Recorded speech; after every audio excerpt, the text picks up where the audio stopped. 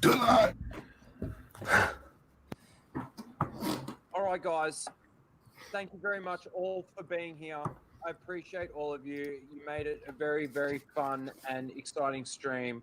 What? This is like a 40-minute outro. Yeah, 40 fucking minutes. It was fun, though. It wasn't that fucking long. Good night, everyone. Thank you. Cheers, Kathleen. All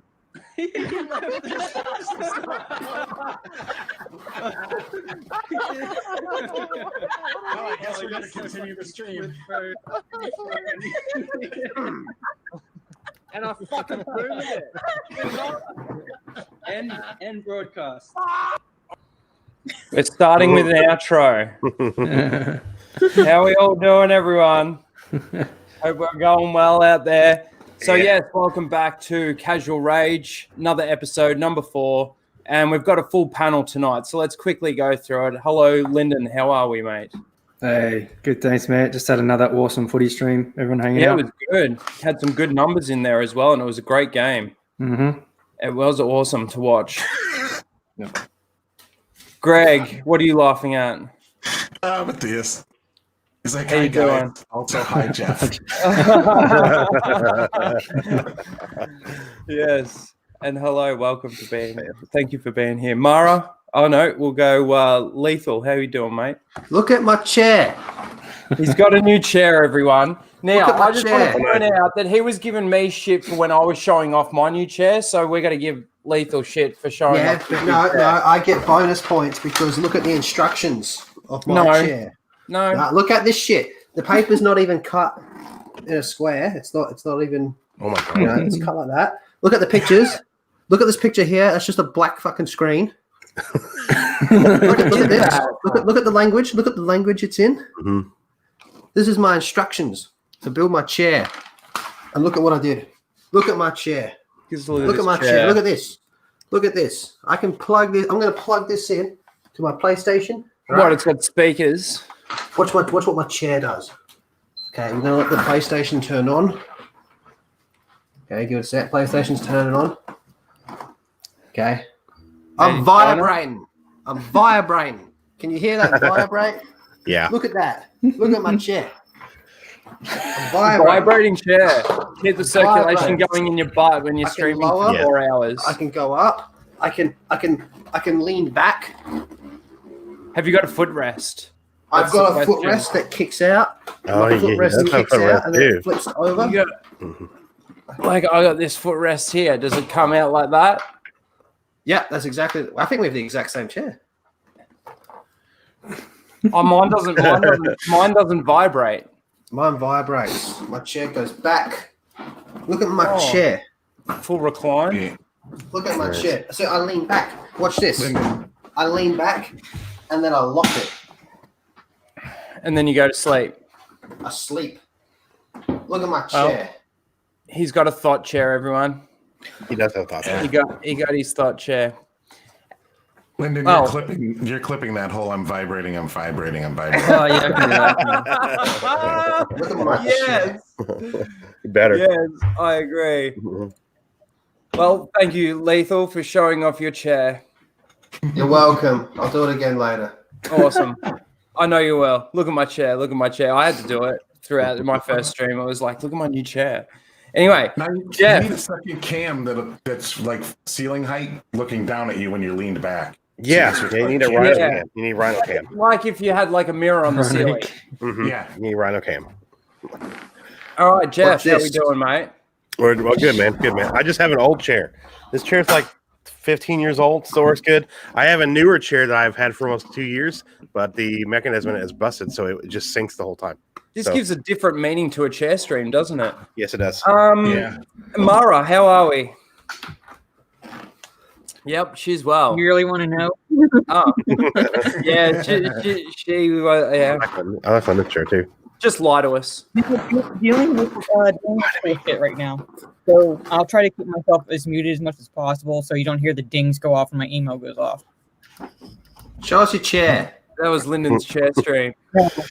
I'm not. Yeah. So Mara's going to try and contain herself. Mm-hmm. Plus, I don't have a. Plus, I need to get a new chair, so that'll get shown off whenever. on like whenever one of my Twitch streams or something, whenever I'm able to get it. But I gotta figure out school first and then go from there. Mari's going to get a Twitch chair, her thought chair, and get on Twitch with her thought chair. That's not very good thoughtery. What you need to do is set up an Amazon wish list. Not good thoughtery. And post it on your Twitch stream, so one of your simps buys you the chair and just sends it to you. Apollo will just buy it for you as long as you do a handstand. That's business. That's smart Amazon business. wish list. That's where the money's at. Smart business. So just quickly going through, we got Stig here. G'day, Stig. How are we, mate? I was watching a bit of his coffee stream with OG Star Wars. That was kind of cool. AFK Bard, hey all. Hey, how you doing? This moron. Thank you for being here. Subhuman. Apollo's got weird questions in the chat already. Thank you all for coming. Blake, greetings. No. I've been practicing my no and trying to just get it down to like no. Look at my chair. Apollo. What is that about? I'm not too sure. It's one of his new little It's his new thing. things. It's his new thing. It's his new thing. Apollo's new thing. Now, before we get into everything, I wanted to ask. I was actually looking for a new thing to watch, and I come across the Umbrella Academy. Has anybody watched it or heard about this TV series? I've heard good things about it. I've No heard one's it, but I haven't watched it started yet. watching it. It's on Netflix, but I haven't. Yeah. I was just scrolling through Netflix and I was like, I need something new. And like I know the Orville's out there but like I don't have access to the Orville. Not yet anyway. What's that streaming on? That's on Amazon? Hulu has it. Hulu. Mm-hmm. Okay. Thank you for sharing. I own an umbrella. Yeah. Oh, I own an umbrella as well. I have to own an umbrella. I live in Melbourne where we can't drink water. Okay, we won't get into that. We'll save that for the full Aussie, I reckon. The first thing that I actually wanted to talk about was after our stream yesterday, which was later today for me, or earlier today, I should say. I watched this for the first time. Justice League War. Mm-hmm. Now, I thought that it was really good. I actually really enjoyed it. There was a couple of things that I didn't like about it, but it's man, it's hard. It's so hard because it's almost seemed better than any live action Batman or Justice League or anything that I've seen. It was really good. I really enjoyed it. It told a really good cohesive story within an hour and 20 minutes, not even. Hour. Haven't seen this. This came out in 2014, and I think most people would have seen it by now if they're into it. But yeah, I watched this with Greg and Jeff. What did you guys think? I know Greg, you saw this for the first time too, right? Mm-hmm. What do you think? I liked it. I just the two characters I didn't like. Like I liked their characters, but their personalities were off to me. I couldn't stand Hal Jordan, and I thought Wonder Woman was a little bit too, Hulk smash with the personality instead of like a real person. She just seems that's how just they a wrote little it in bit. 52. Yeah, they're just like she's just like well, beginning at least. Like draws her sword at everything. I was a little. I didn't like that as much, but the rest, I mean, that's small things. But well, the ice cream scene with Wonder Woman, I thought they did that better in Wonder Woman. Yes. It came across a lot more comedic in the actual live action of Wonder Woman as opposed to in this. But I like the dynamic between these two, between Cyborg and Shazam was really good. Mm-hmm. Yeah. Yeah, like I like that a the lot animated characters and everything. And I know it's an animated story, but the chemistry with those two characters was really, really good. Lyndon, have you seen this? No. You haven't seen it? I've seen clips on the YouTubes. Mm-hmm. Yeah. I highly recommend it. Lethal, you've obviously seen. When was the last time you saw this? A few years back. 2-3 What do you- years, I reckon. What do you think? Like, I know that you've watched a lot, like you know the whole story and everything, but what do you think as an individual movie? I As a think this is starting actually point? one of the better New 52 movies because this is the first one in that New 52 line of movies they did. I reckon this was one of the better ones, personally. They adapted the story pretty well. That's your cat. Yeah, that's me. It's Charles. He's right here saying hello to everyone. I get Sorry. what you mean about Wonder Woman. I kind of agree, but that's how she was at the start of New 52. Yeah. So yeah, they kind of just went off that as well. Like this was the first time that they had put. Well, it wasn't the first time, but it was when they really started to knuckle down on saying, "All right, we're bumping up Cyborg into Justice League." Personally, I think that should be Martian Manhunter in his spot, but I kind of prefer him as a Teen Titan. But whatever, they bumped him up. Cool. I liked it. It's been a while since I've seen it. I really like Darkseid in it. Yeah, it's a good one. It's a good starting point. I probably wouldn't put it in my top 5 DC animated movies, but it's one of the better New 52 movies. I think we're going to go down the list, Lethal, because after Justice League War, they recommend Son of Batman. Yeah, Son of Batman. Actually, yeah, I actually like that one. Mara, Batman's cool. have you seen this? Mara, are you there? She's muted. Is she? She hasn't said anything in the private chat, has she? It's been a while since I've watched it, so I got to go back and watch it. It's my time has been taking up with primarily school for the past year. Mm-hmm. So it's a good movie. I've almost got a new favorite character. Like Cyborg for me in this probably had the most emotional weight. It almost seemed like a origin story for him more than a Justice League movie at the same time. The other thing too that I really liked was I wanted to know what the mother boxes were, and this gave a really good sort of basic description, I think, to what they actually are. Very basic, yeah. Like alien computer. They can obviously open the portals, the boom tubes as they're called. And I just thought it's a really good premise. I don't know. I enjoyed it. I thought it was great. What did you think of, like, my favorite one in this movie was Batman. I really liked his his attitude. Well, that's just basic Batman, really. But like, this is the way he was like tracking down Superman and all that type of shit, trying to put everything together. And like, Green Lantern comes and grabs him, and then Batman's like, "You fucking dumb fuck! You know, I wasn't trying to catch them. I was trying to scare him and all that type of stuff." Yeah. Goes, well, can you fly? And it's like in a plane. He goes, "Are you a bat? Are you a vampire?" Like, no. It's that opening scene. He's like, I mean, you're not just some guy in a bat suit, right? Like you're just some guy in a bat suit, and he just turns and looks at him and smiles and like gives him this smirk. Yeah, then when Hal Jordan turns back around, he's back to normal and then Batman's holding the ring in his hand. He's like, "What does this do?" Yes, that was so good. That was actually really good. Yeah. I did. And like Superman, that. there's one part I really liked is when Superman's kind of like, "Who the fuck are you people?" And Hal Jordan goes up to him and is like, "Right, I can take him." And you just see him getting thrown across the whole thing. And then when Batman goes to shoot the grapple, one of my favorite parts when Batman goes to shoot the grapple to get away and Superman catches it. You can actually see the image there. Where he goes to shoot the grapple behind and Superman's already caught it. Where is that? They're right there, to the right there. Past the Shazam concept art, right there. Yeah. Oh, that one, yeah. Then he smashes it, yeah.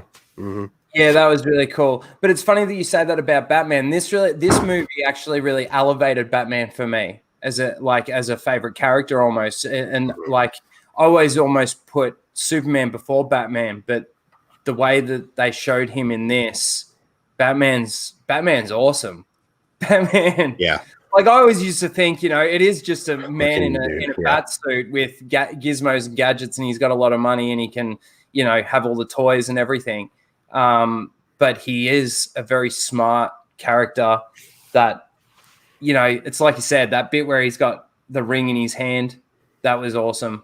But also too, like how he sort of outsmarts the creatures by letting, getting taken by them. What are they called again? Parademons. He puts on normal clothes, gets taken by the parademons so he can go and save Superman. Almost outsmarts Hal Jordan right there in front of his face. I thought it was just really cool. Was this the first time you'd seen Darkseid in anything? Yeah.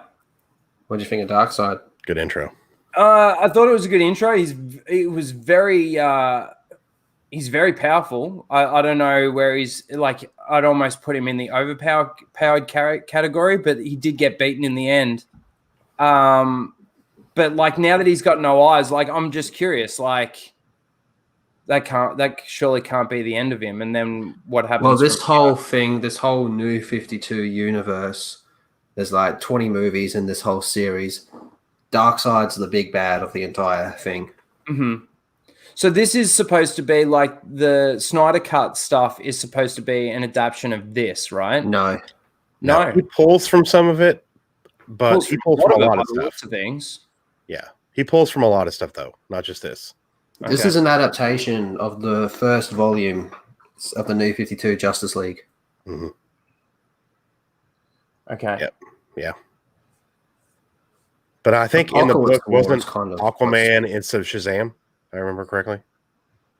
So I don't think Shazam was in it because Aquaman. I didn't think he was either. I thought it was Aquaman. Yeah, they replaced him, and then they bring in Aquaman for Throne of Atlantis in the next Justice League movie. Yeah, which I have not seen actually. You haven't seen Throne of Atlantis? Hey, Snacks and Comics. No. Snacks. I prefer this one over Throne of Atlantis. Throne of Atlantis is good, but I prefer War. So hang on. What comes after this one? I don't know. It's good. Son of Batman. Okay. You said that was a good one, right, Lethal? It's okay. Okay. I think they're all worth a watch, to be honest with you. Yeah.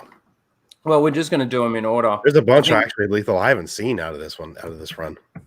New 52 movie. The thing that I got out of it that I wanted to get out of it though was like the lore behind the mother boxes.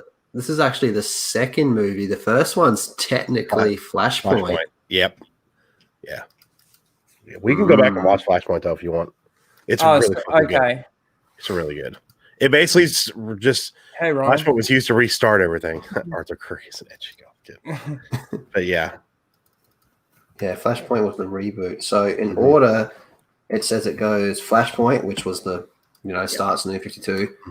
Justice League War, then there's Son of Batman, then it's Justice League Throne of Atlantis, then it's Batman v Robin, Batman Bad Blood, Justice League vs Teen Titans, Justice League Dark. Teen Titans Judas Contract was I don't know, if you're looking for a straight up Judas Contract adaptation, you'll probably be disappointed by it, but I still feel it was pretty good. Hell to Pay, Suicide Squad Hell to Pay, which is pretty good. Death of Superman. I really, really like the Death of Superman. That has a fucking hardcore Superman doomsday fight. Reign of Superman was a bit of a letdown for me. Batman Hush, I fucking hated it because Batman Hush is awesome and they just butchered it. Fuck yeah. Wonder Woman Bloodlines, bit of a letdown, especially compared to the first Wonder Woman animated movie. And then the last one is Justice League Dark Apocalypse War, which is fucking nuts. So there you go. You got 15 movies. Fuck. Okay. Nice. And they're all about the same length. Yeah. Very. Like I think 20-minute mark. I think Justice League Dark Apocalypse War pushes an hour 30, maybe a little bit more. I just want to say I noticed something else that I didn't like in this, and that was their relationship. 90 minutes. Yeah, New 52. I wasn't a fan of Power Couple in New 52 either. What's the go here? Is there no Lois Lane in this? There's Lois Lane, yeah. There what? There is. There is. It's New 52. I didn't rate their relationship in New 52. And a lot of people. Jordan was getting pissed off. Still Steve Trevor. A lot of Steve people. Trevor. That's what I meant. What did I say? A lot of people didn't like Superman, Wonder Woman. Not many people got into that whole power couple thing, so they kind of went back to status quo with that. Yeah, I think a lot of people personally have got like a bad taste in their mouth from what Frank Miller did with them too, because Frank Miller they had sex in the sky and caused earthquakes, and it was just kind of dumb. Who? Wonder Woman and Superman? Yep. Yeah. And then when New 52 came around and then they brought back Power Couple, I thought it was done a hell of a lot fucking better. But still, I don't know. I just think that it should be Superman should be with Lois. So that's how it should be. Well, yeah, because that's what kind of I don't grounds know if him you and keeps him human. The other what I didn't like about this dynamic, it was again Wonder Woman was just like I like his muscles, not like his character, his leadership, his morality is not like he's strong man. I like strong It's man. more so, yeah, it's more so like because Wonder Woman by that thinks she's like the strongest person on earth, and then she meets him and she's like, ooh, hey, big boy.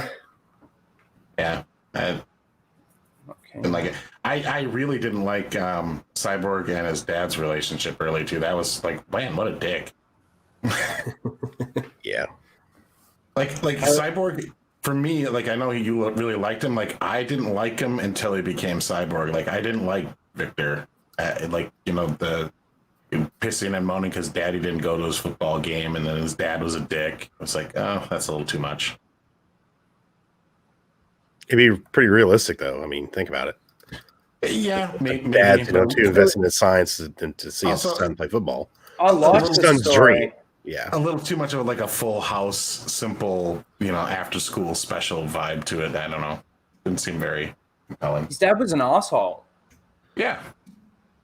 His dad's more he was. focused on his work. Yeah. Dad was an asshole. I don't very know. much. He seemed to forgive him by the end of the movie, and I was just a bit like, nah, man. Nah, I wouldn't forgive him. You were saying it's all his own fault, though. Like, he was standing right next to the mother box, and then he grabbed it. Like, He grabbed the damn thing. Like he was angry. He was angry at his old man. But you know what he's going to do, though. You got to think about that. He Because didn't know what it was. well, no, but he's having basically a hissy fit at his dad, and then just like that's how he became Cyborg. Like, not crazy about that whole thing, but his character grew on me after he kind of worked it out. I mean, that's what I liked about him and Shazam is kind of Shazam kind of told him like, hey, this is a good thing. Like, look at what you can do now. Like, Victory. Yeah. yeah. So I like that dynamic much better. Cyborg's dad is asshole. Yes, I fucking hated him when when he had what was he got that message, didn't he? Or he got that call. Yeah, Ryan, I am like he's an asshole, but then just like be an asshole back. Just be like, fuck you, Dad, and leave, and start having like this whiny hissy fit. Hate that Shazam is in this and not Aquaman. Sorry, hold on. What else does that say? In comics. Aquaman stabs Darkseid in the eye with his trident. Okay. Shazam was the original. It's true though. Yeah, it's true. It was Aquaman. There's a fucking great shot of like when they're asking like Aquaman, what can you do? In the New 52, like in that run. Mm-hmm. It's just with the where you think I'm talking about Lethal, where he has the sharks come out of the water. They grab the parademons.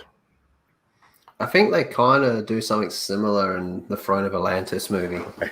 Okay, because that's a fucking great shot in the comics. I don't get that. What's does anybody get Victory. that? You were just singing it. Oh, Victory. you think it's cringe? I thought it was a little cringe.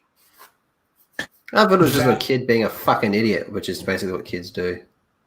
Yeah, but I like he the was Shazam less- movie though. Shazam movie was good. He seemed less like an idiot than Hal Jordan, though. Hal Jordan was like the dumbest one of them all. Hal Jordan just gets straight up trashed constantly. I'm pretty sure it's Hal Jordan that gets beaten down by 3 parademons. These guys can tell you we're watching it, and I'm like, fucking Superman, just kill him. He's annoying. I wanted Superman to kill Hal Jordan because it's just like, God, I hate him. Yeah, you did. Yeah, I didn't like him all that much. Is But the like, side in this I- one? I can't remember. What's that? Yes, Sada's in he this is. one. Yeah. Mm-hmm. That was cool. Oh, he is too. Yeah, when they all get captured. Mhm. Yeah. But like, Superman goes crazy because he starts getting taken over by Yeah, they try to like make him a parademon, basically. yeah, and he goes crazy. But then you don't really see how he gets uncrazied. Bruce just starts talking to him and saying, "The world needs Clark Kent." Is that supposed to change him? Yeah, it pulls him Okay. back from where he was. Was that simple? I don't know. He obviously Well, wasn't turned. It wouldn't be that simple if it was somebody other than Superman, but Superman is Superman. So, but Yeah. he can come. I mean, it's a risk anytime that he may turn, but he's also where he was raised, his connections to people, his morality and everything that makes him human. You know, he can kind of stand up to that thing and reason his way back. Yeah. Interesting. Well, that was I really enjoyed it. I thought it was really good. I'm looking forward to next week. We're going to watch the next two, which is that Superman one, and what's the other one after that? It's next week. It'll be Son of Batman, and then Justice League: Throne of Atlantis. Oh, Son of Batman. That's right. Okay, and that one, yeah. Unless we want to go back and watch Flashpoint, which is my mistake. Oh, maybe we should do that. We should go back and watch. It's fucking good too. I like it. It's not a direct adaptation. It's pretty close. It's pretty good though. It's pretty good. They didn't fuck it up as bad as they did Hush, which, by the way, I was like, how can you fuck up Hush? I disagree with that comment. I didn't rate Hush. Well, I think if we're counting Flashpoint, if we count Flashpoint, Flashpoint might be the best one of the entire thing, of that entire New 52 run. And it's the first one. Yeah. Reboots are so it obviously just gets worse from the first one. The first one's the best. There's still good ones in here, though. So we're going to go back. We're going to watch Flashpoint and then watch the Batman one. Mm-hmm. Yeah, then we'll go back down the line. Yeah. Okay. Hmm. Awesome. So catch us next week. Thursday night in the U.S. Yeah. Friday morning for you, right? Friday afternoon. Yeah. Yeah. Cool. All right. The next thing that I actually wanted to talk about, it's a little bit annoying because I did this stream last week on the Thursday night instead of Friday night because I was doing Thirsty Thursday with Jesse and Jeff and the boys here. And the very next day, we had the Kathleen Kennedy talking about how we do have source material now.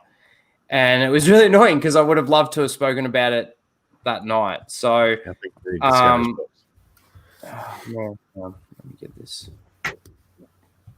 It annoys me because it was only 9 months ago that she was saying that we don't have any source material. And now she's coming out and she's saying how we basically, we wanted to honor what George Lucas did, and we've done that. And we've been having a lot of fun while we've been doing it and creating it.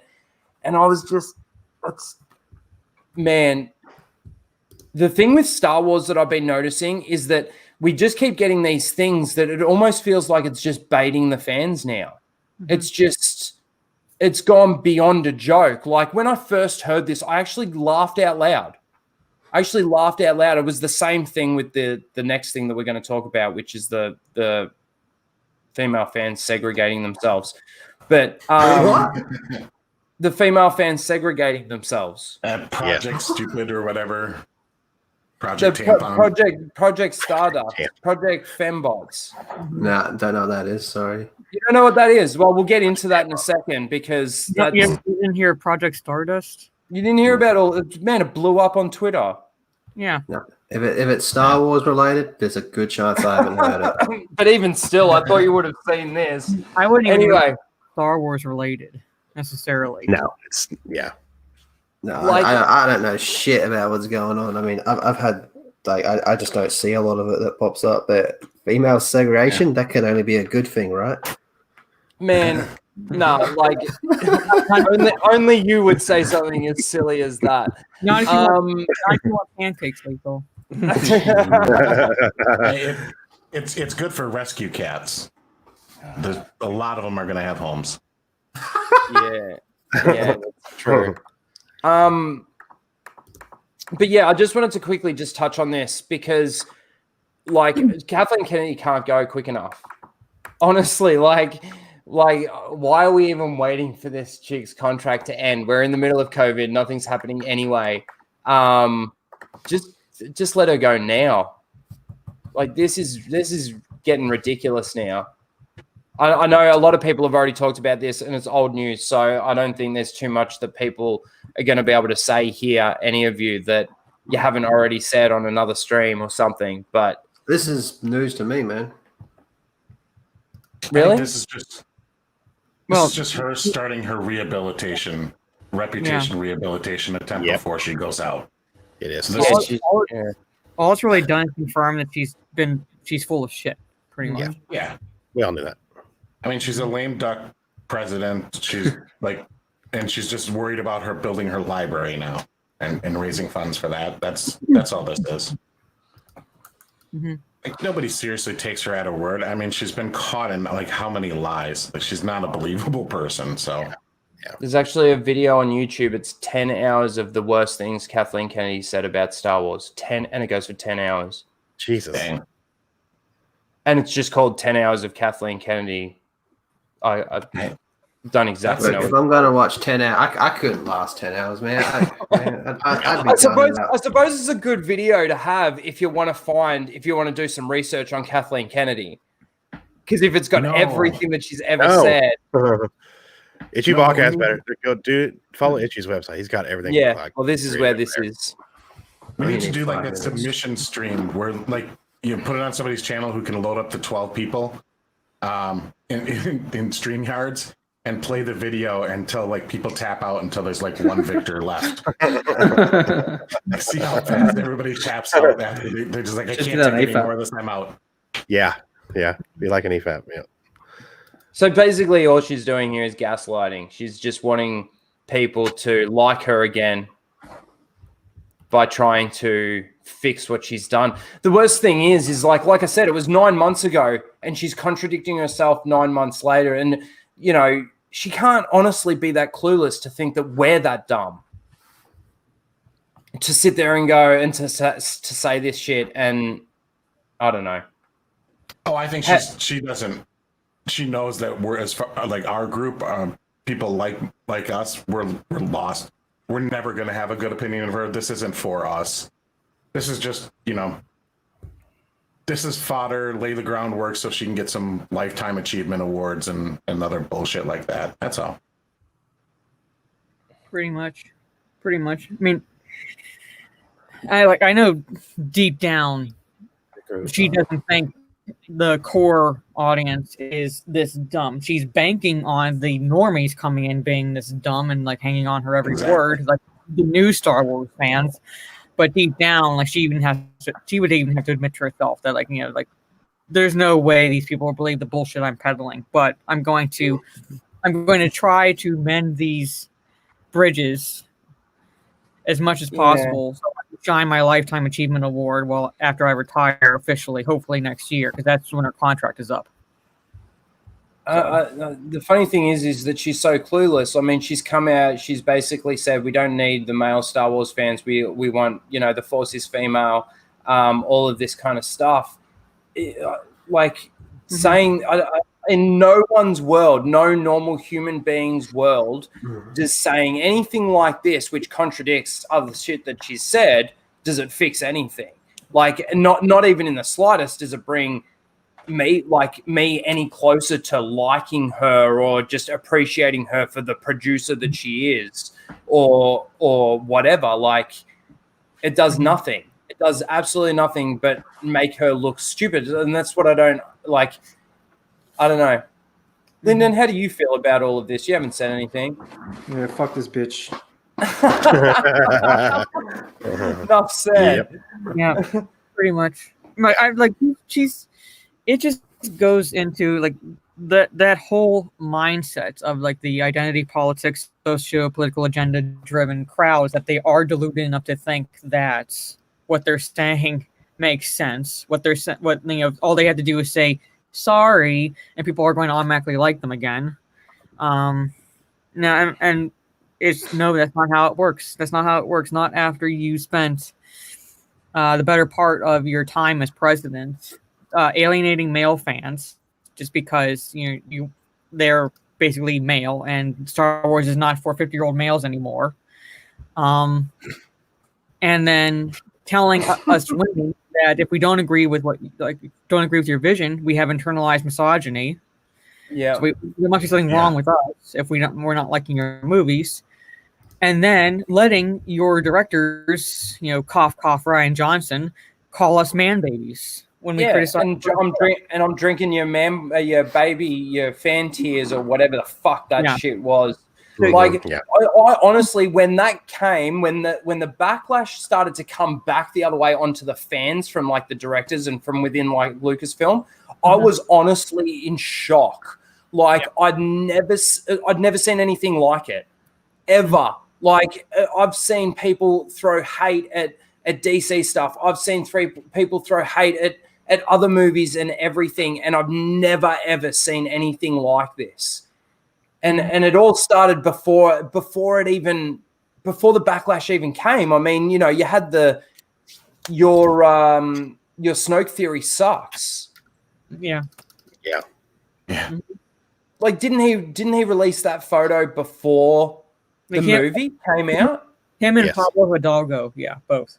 Like, yes, they did. Talk about trolling the fans. Mm-hmm.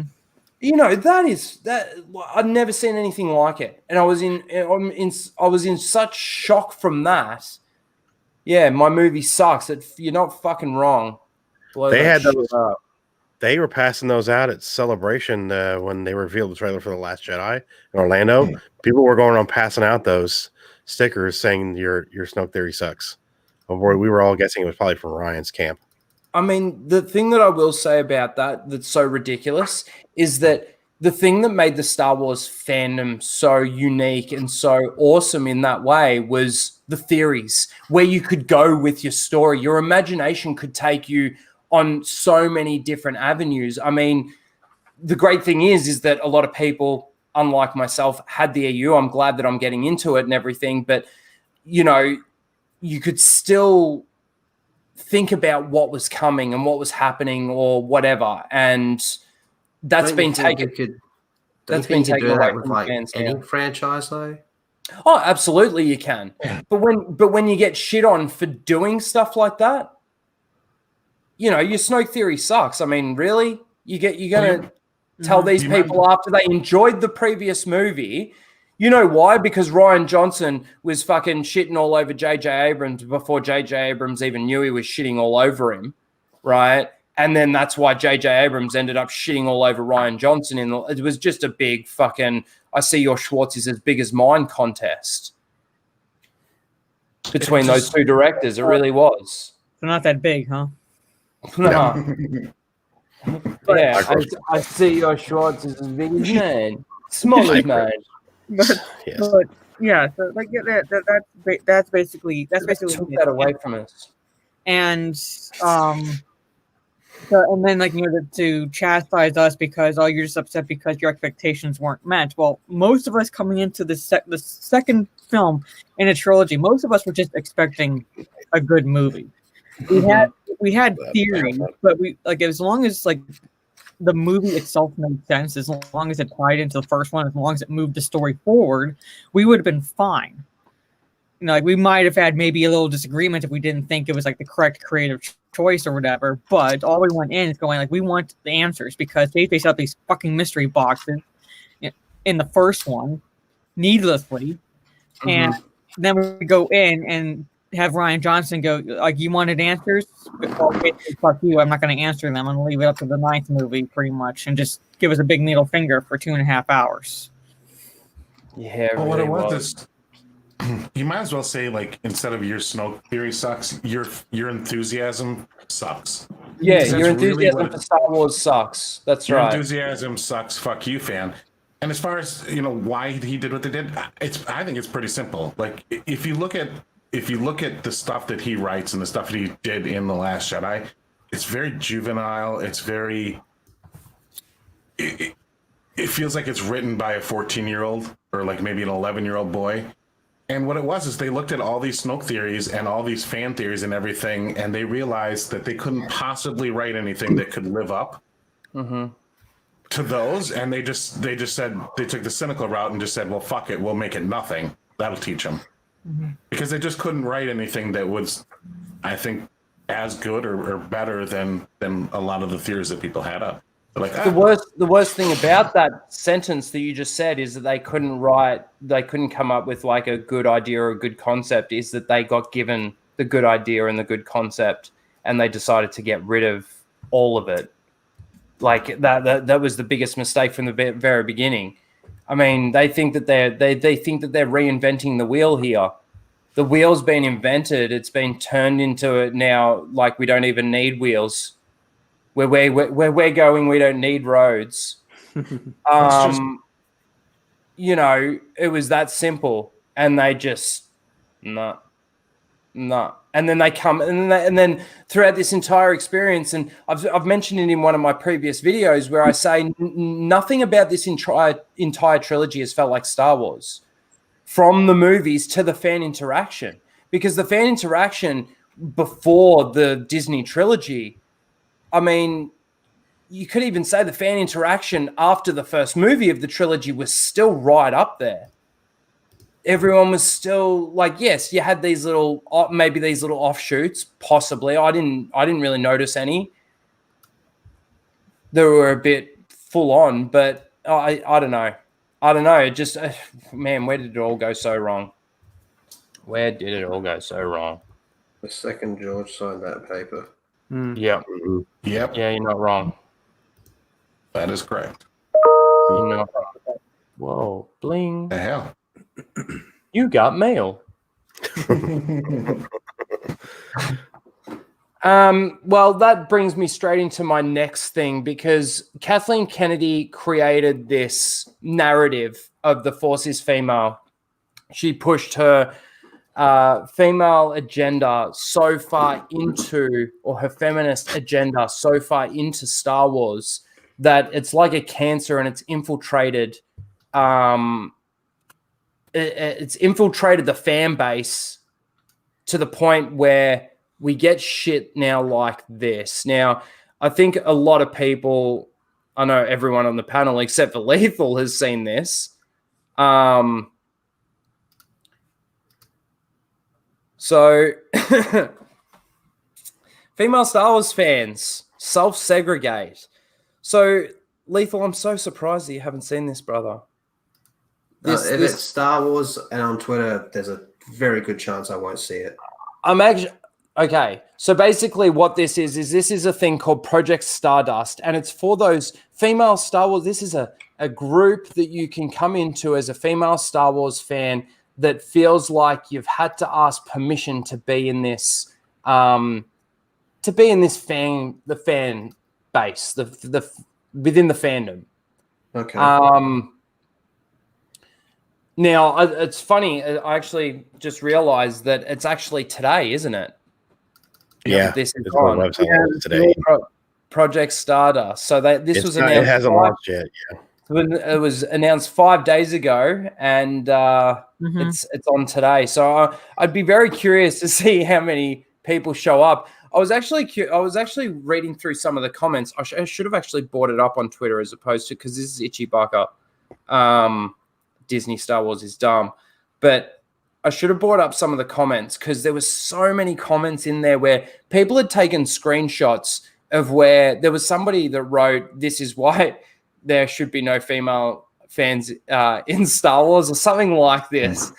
And the funny thing was that there was obviously no context to what that comment was written in. Now, I completely disagree with that comment. I think that there's always been female Star Wars fans within Star Wars, and they've never had to ask permission to be a part of it. I'm really glad you're here, Mara, for this too. But what actually is it, though? It is a female-led website and community that celebrates feminine voices in the Star Wars universe and fandom. Yeah, I don't know. This is why I have this shit muted. That sounds fucking retarded to me. Well, it is. But this is what I mean. But this is what Kathleen Kennedy has created. Yeah, this is what Star Wars is now. This is her legacy. This is her legacy of Star Wars, and this is what her little agenda has now created within the fandom. I mean, we had Raylos. We've had fucking so many vomit fucking worthy groups, offshoots of Star Wars fandom, when we all used to be just one group that had a love for this thing. Yes, we had our agreements, we had our disagreements, but we could all agree that the story was cohesive and told it well enough. And then we get this agenda bullshit stuff that actually now leads us to people making stupid fucking groups. Let's all get together and talk about how this guy said, oh, you can't be a Star Wars fan because you're a woman. No, you probably can't be a Star Wars fan because you clearly didn't understand what was actually fucking happening. And what you said was so fucking dumb that you couldn't be a Star Wars fan. There you go. But there is a counterpoint to that. These people are probably more invested than any of us. Now, yeah. Yeah, but that's again the thing, the cancer that Kathleen Kennedy has infiltrated Star Wars with. That it's actually that you're absolutely right. They do care more than we do. Exactly. So I'm of the philosophy that maybe you should cater to your fans, and their fan base is whatever this is. But it just, I mean, look, they're not going to get a fucking cent out of me, so why would they put anything out there that I would like? From reality, to say that there were female fans, Amara, have you ever, Star Wars, DC, Marvel, Indiana Jones, fucking Back to the Future, you name it, have you ever had to ask anyone and say, oh, is it okay if I be a fan of this? No, I mean, it's a pretty rhetorical question, isn't it? But I didn't ask permission. When I was younger, I would get teased for being like a nerd like this, but like there was like no He-Man Woman Haters Club standing guard in front of the whatever comic book shop there was, saying like, you're a girl, you can't come in here. Pretty much. right. So, my dad growing up would tell me, like, don't let anybody tell you can't do anything because you're a woman. Let you find out what you're good at and what you're capable of, what you're not capable of. So growing up, I was like, this is what I like, and every other guy I've spoken to is like, oh, you like this? Cool. And if I don't know a lot about it, they're more than willing to like show me their collection, go, you should read this. You should read this. You should read this. You should watch this. You should watch this sort of situation. Kids are evil. Like kids, like the thing is any I would say young girl that was into something like Star Wars would have probably got teased by the boys about being a fan of Star Wars and not being. Oh shit! I wanted to fuck them.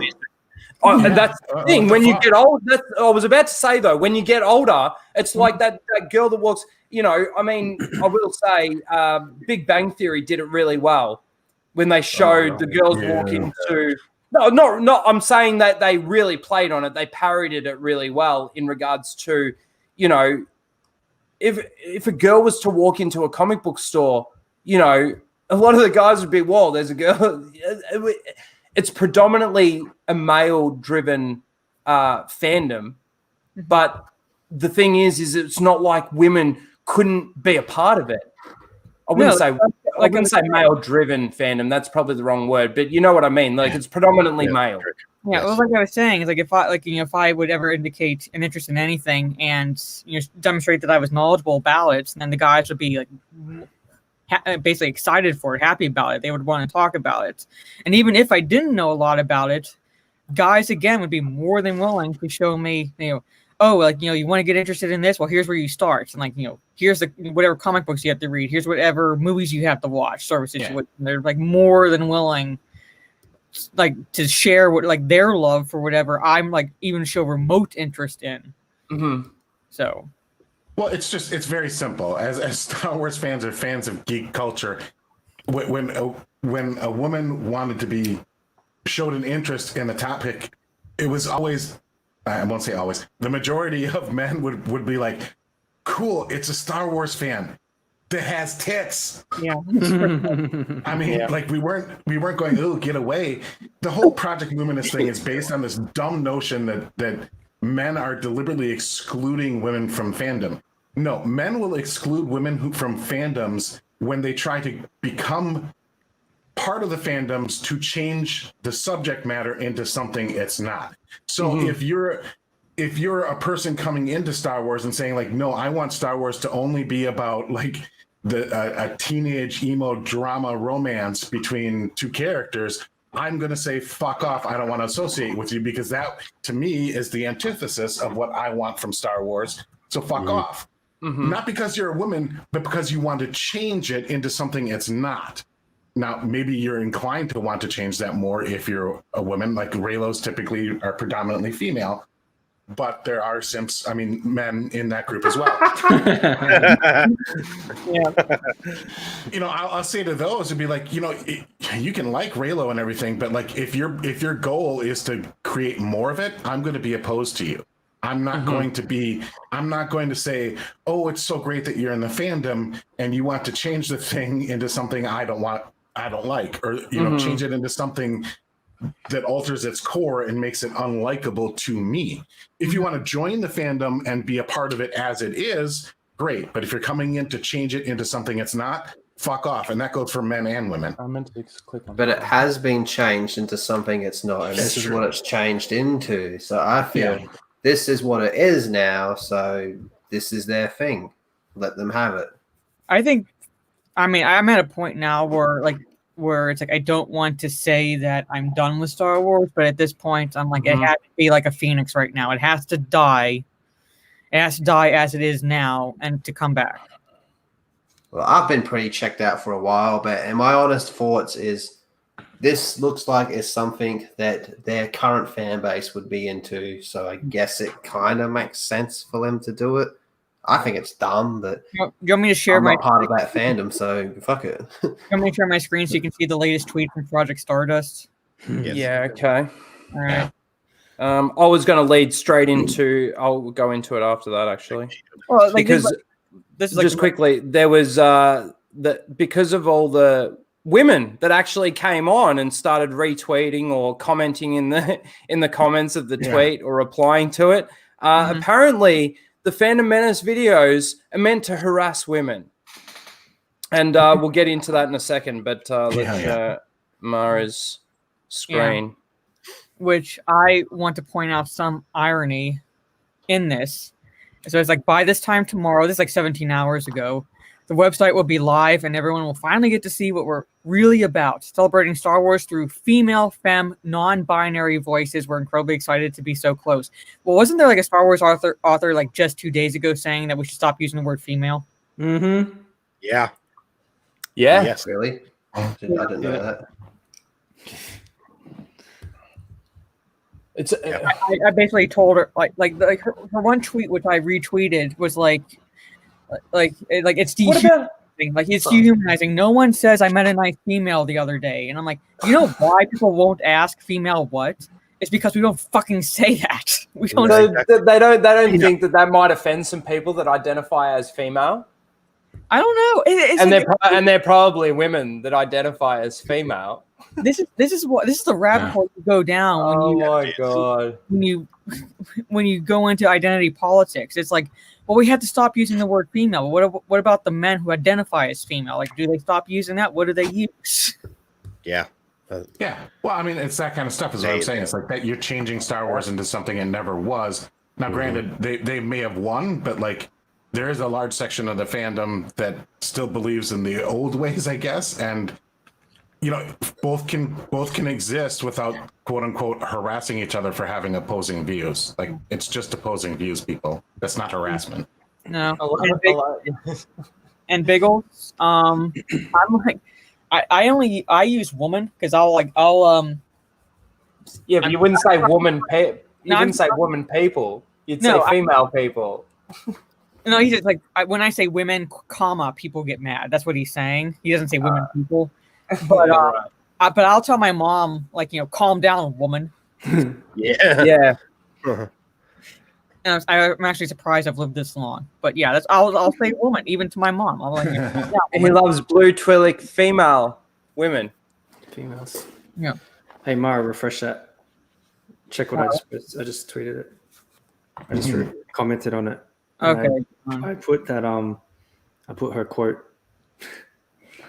Yeah. Oh, nice. Very nice. That's the quote. Like for example, you'd think female what? And I'm like, well, we don't say I met a nice female the other day. We don't say I met a nice male the other day. We say woman or man. So we're not going to wonder. That's hilarious. It's another Kathleen Kennedy moment. She's like contradicted herself like days later. Mm-hmm. And I say we use woman or man. Case in point, Kelly. Shut up, woman. This is coming from a female. So yeah, but yeah, this is Project Stardust. This is their whole, not the whole fandom, but like what they're doing now. I'm all for it. In all honesty, fuck it. Just burn the whole shit down. You would be. It's not Yeah. about the money. It's about sending a message. Yeah, Well, I think has a whole lot of dudes need to re-identify as women and then join their group. Yeah. See how they. Just Like, all the I'm a FM woman. guys. You have to respect me, otherwise, you know. Like, We yeah, need- it's we cringy need as fuck, but insider. does We it need to stop whisper. you? We need to Does it whisper stop- network this shit. We need an insider. Does it stop you enjoying what you're enjoying in any way?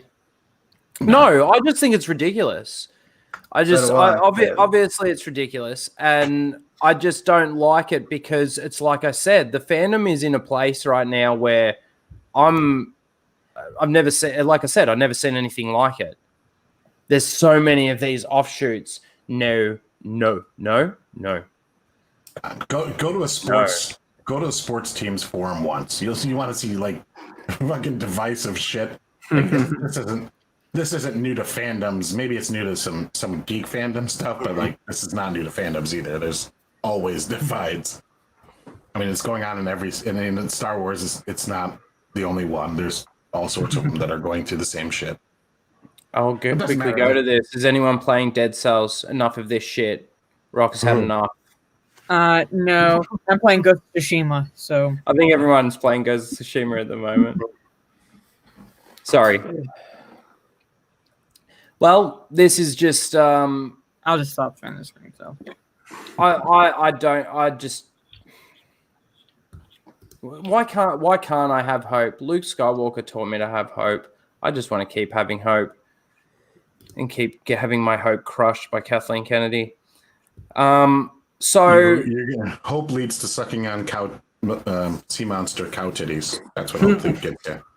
yeah, I thought you were going to say something else when you said sucking on something. So I just quickly wanted to just touch on this because, like I said, this is all led into some bullshit stuff about the Phantom Menace channels out there. Basically, are just making videos to harass women. Now, is there anyone on the panel here that may not use the hashtag Phantom Menace, but would say that you're Phantom Menace? I know I would. I support, like, you know- I'm adjacent. Yeah. Yep. yeah, that's where I'm it's at. like, you know, the reason it started, but I don't consider myself Phantom Menace. Okay, so I know Lethal. I know where you stand with it all. Fuck no. No, that's fine. But do you support the channels and do you watch channels that do support the Phantom Menace? Trying to paint me or something here? No, not at all. Not at all. I'm asking, do you watch them? You're Some not of a them. Nazi. You're a Nazi sympathizer. Okay, Yeah. have any of you watched any one of these people's videos and thought, man, that's harassing women? No. No. And, No. yeah, Have you ever made a video with the intention of harassing a woman? Only Mara.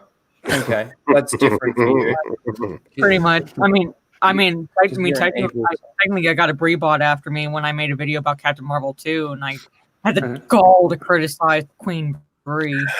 You criticize her. Yeah, but I don't think there's anything wrong with that. I think you're allowed to No. criticize a YouTuber, aren't you? yeah, but Yeah. like No, they delete your channel now. Look what they did to Leafy. Yeah. yeah, Well, that was a yeah. yeah, but like harassing, Motherfuckers. harassing, no. I mean, like no, like not blatant harassing. I come back at them in the comments, but not harassing. I love how they go so far now to like bleep out the Phantom Menace so that you can't find the tweet. Yeah, Oh yeah. Ryan was pointing that on the video. Yeah, I saw that in Ryan's video. videos. Well, harassing, yeah. It's just this is the whole thing with like why Kathleen Kennedy can't get out of there quick enough. And again, I don't even think that Kathleen Kennedy going is completely going to fix Well, I don't think it's going to fix anything.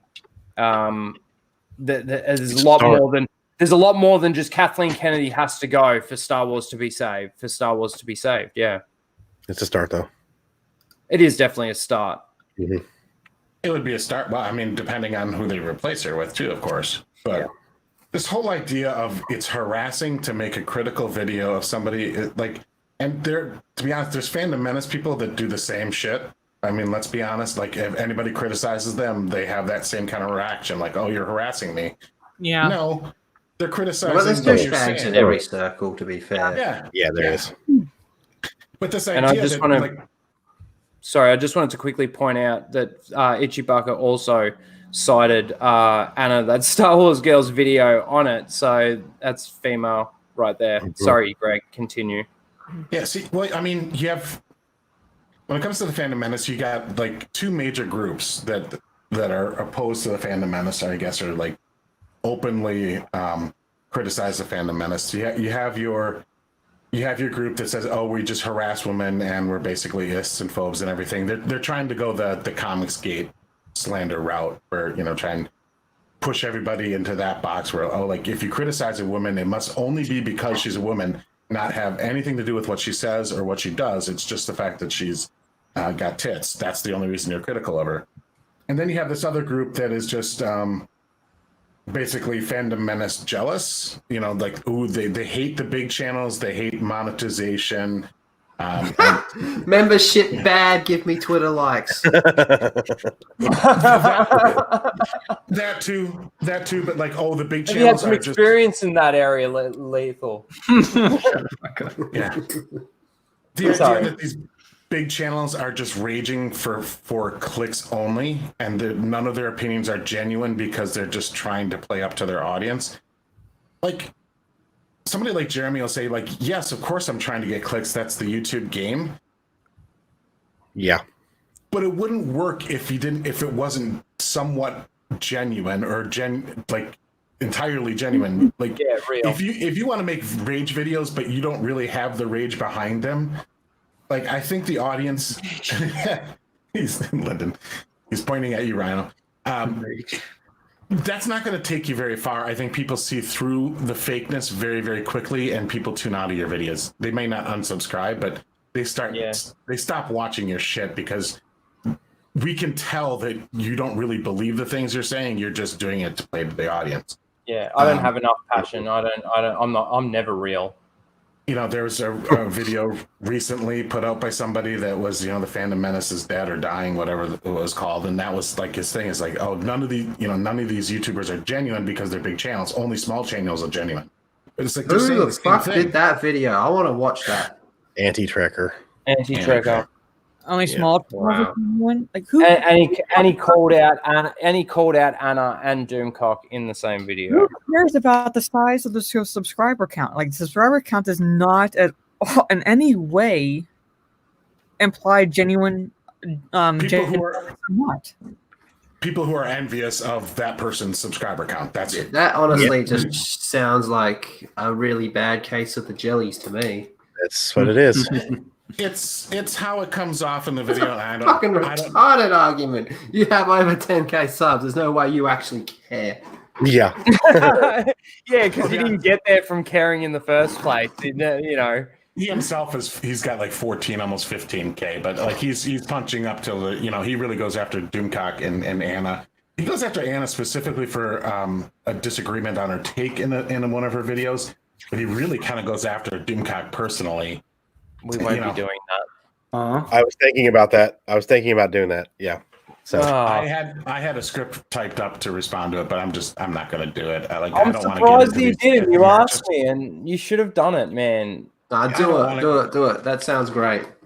just do an One EFAP. from 3 days ago, What? 4 days ago.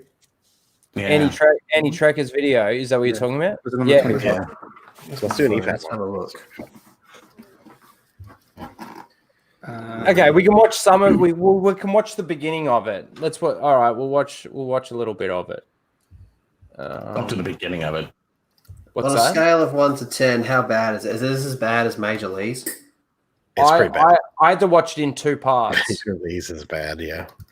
Do you know what? Major Lee's was like when I did fly the flag, and like, I ripped him to fucking pieces in that one. Did it with Drunk Freepio. Good shit. Mm-hmm. Oops. But you get to look at women. That's Major Lee's argument. Oh yeah, that's right. What did you say about the beginning of it? The beginning is not like just. That's where he sort of calls out the Phantom Menace, though. For someone talking about being yeah, genuine, this motherfucker.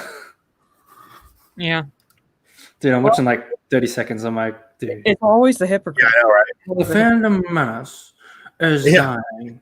Wait. I'm about to. I'll just play the beginning. Make sure you share audio. Yeah. I won't. King Shark is a shark. King Shark is a shark. King Shark is a chair. The Phantom Menace is not only growing; it's branching off into subgroups related to specific properties. Because Star Wars, there's not really that much to talk about Star Wars anymore. But like when there is, trust me, like the Phantom Menace will rally back together again. It's just that's how movements work. It's like, you know, kind of once you get mission accomplished, you break up. You don't. You're not as unified. You diversify into specific things. Well, we're definitely not gonna watch all of this video. It goes for 20 or 30 minutes or something. Do not watch the intro part. Don't watch the intro. No, It's got music. Just skip that bit. it's got a Cheers ripoff. Yeah. Yes, it does. I mean, clever. Yeah, you'll get copyright struck or claimed. Yes, you will. Yeah, just go past it.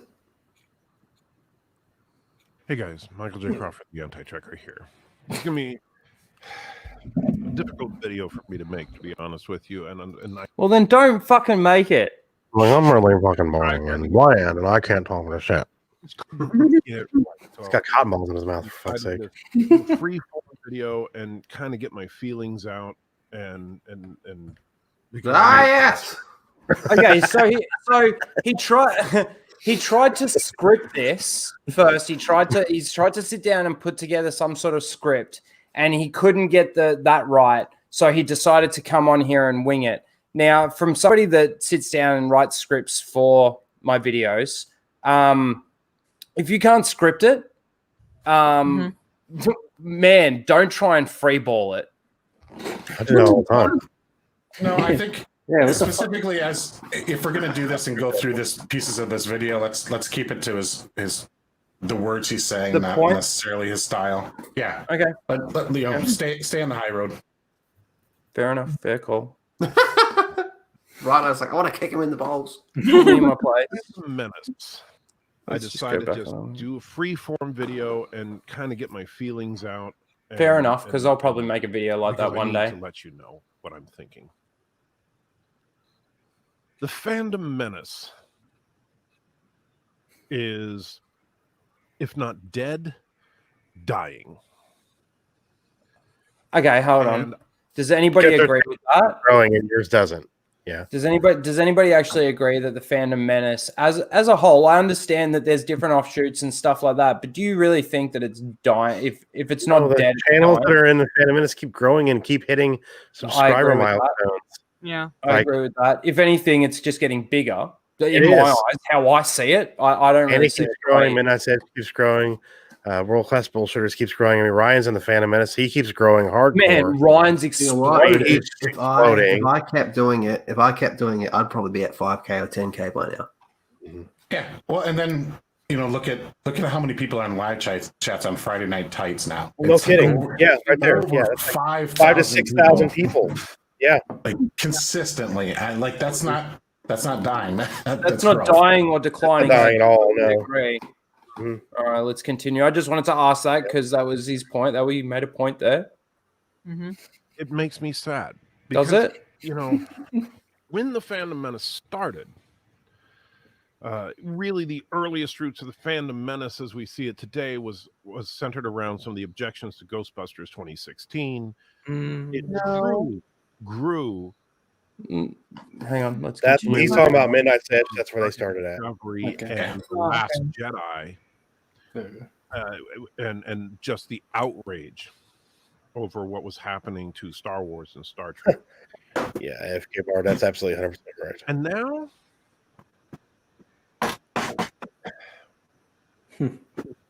it's become exactly what they're ranting against. And I know that's unfortunately a regular pattern that we see, that if someone dedicates themselves to the eradication of a thing, they become that thing. That's fair. Anyone got anything to say towards that? That's a fair point. Yeah. It I depends don't on what always. frame I don't you're- agree. I don't necessarily agree with that point, though. Well, that you always become the thing that you're fighting to be against. It's like I don't know, man. I've seen a lot of people that were anti-SJWs. I look at them now and I go, man, you're fucking an SJW. no, always no. But to be fair, like Lethal said, there were a number that consider themselves fandom menace, and I would like make a comment, or someone make a comment like, well, you know, like who cares if they like The Last Jedi, or who cares if they like the Disney movies? And it's like you can't be fandom menace or whatever and agree with that sort of situation. I'm like, well, I thought the fandom menace started because we I'm echoing somewhere. Yeah, who's Yeah. Yeah. Somebody got the stream playing. Okay. That like you can't think that way. Like you can't agree with them and like be part of the fandom menace. Like well, I thought this started because we didn't like being told what we could and could not think. Mm-hmm. I've received more death threats from Fandom Menace than SJWs. The future in motion. It always is. Mm-hmm. I guess for me it depends. Like, yes, there's people who adhere to kind of cancel culture tactics and things like that on the Phantom Menace side.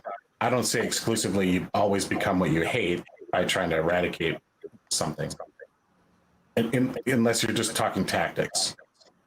Where is the echo coming from? I'm trying to figure. I don't know. I don't have an echo at all. I can't hear an echo at all. It's probably you then. So hang on. Let me just mute. Testing. Mm-hmm. Testing. Still hear the echo even without Ryno's audio. So it's not me. 1 2 1 2.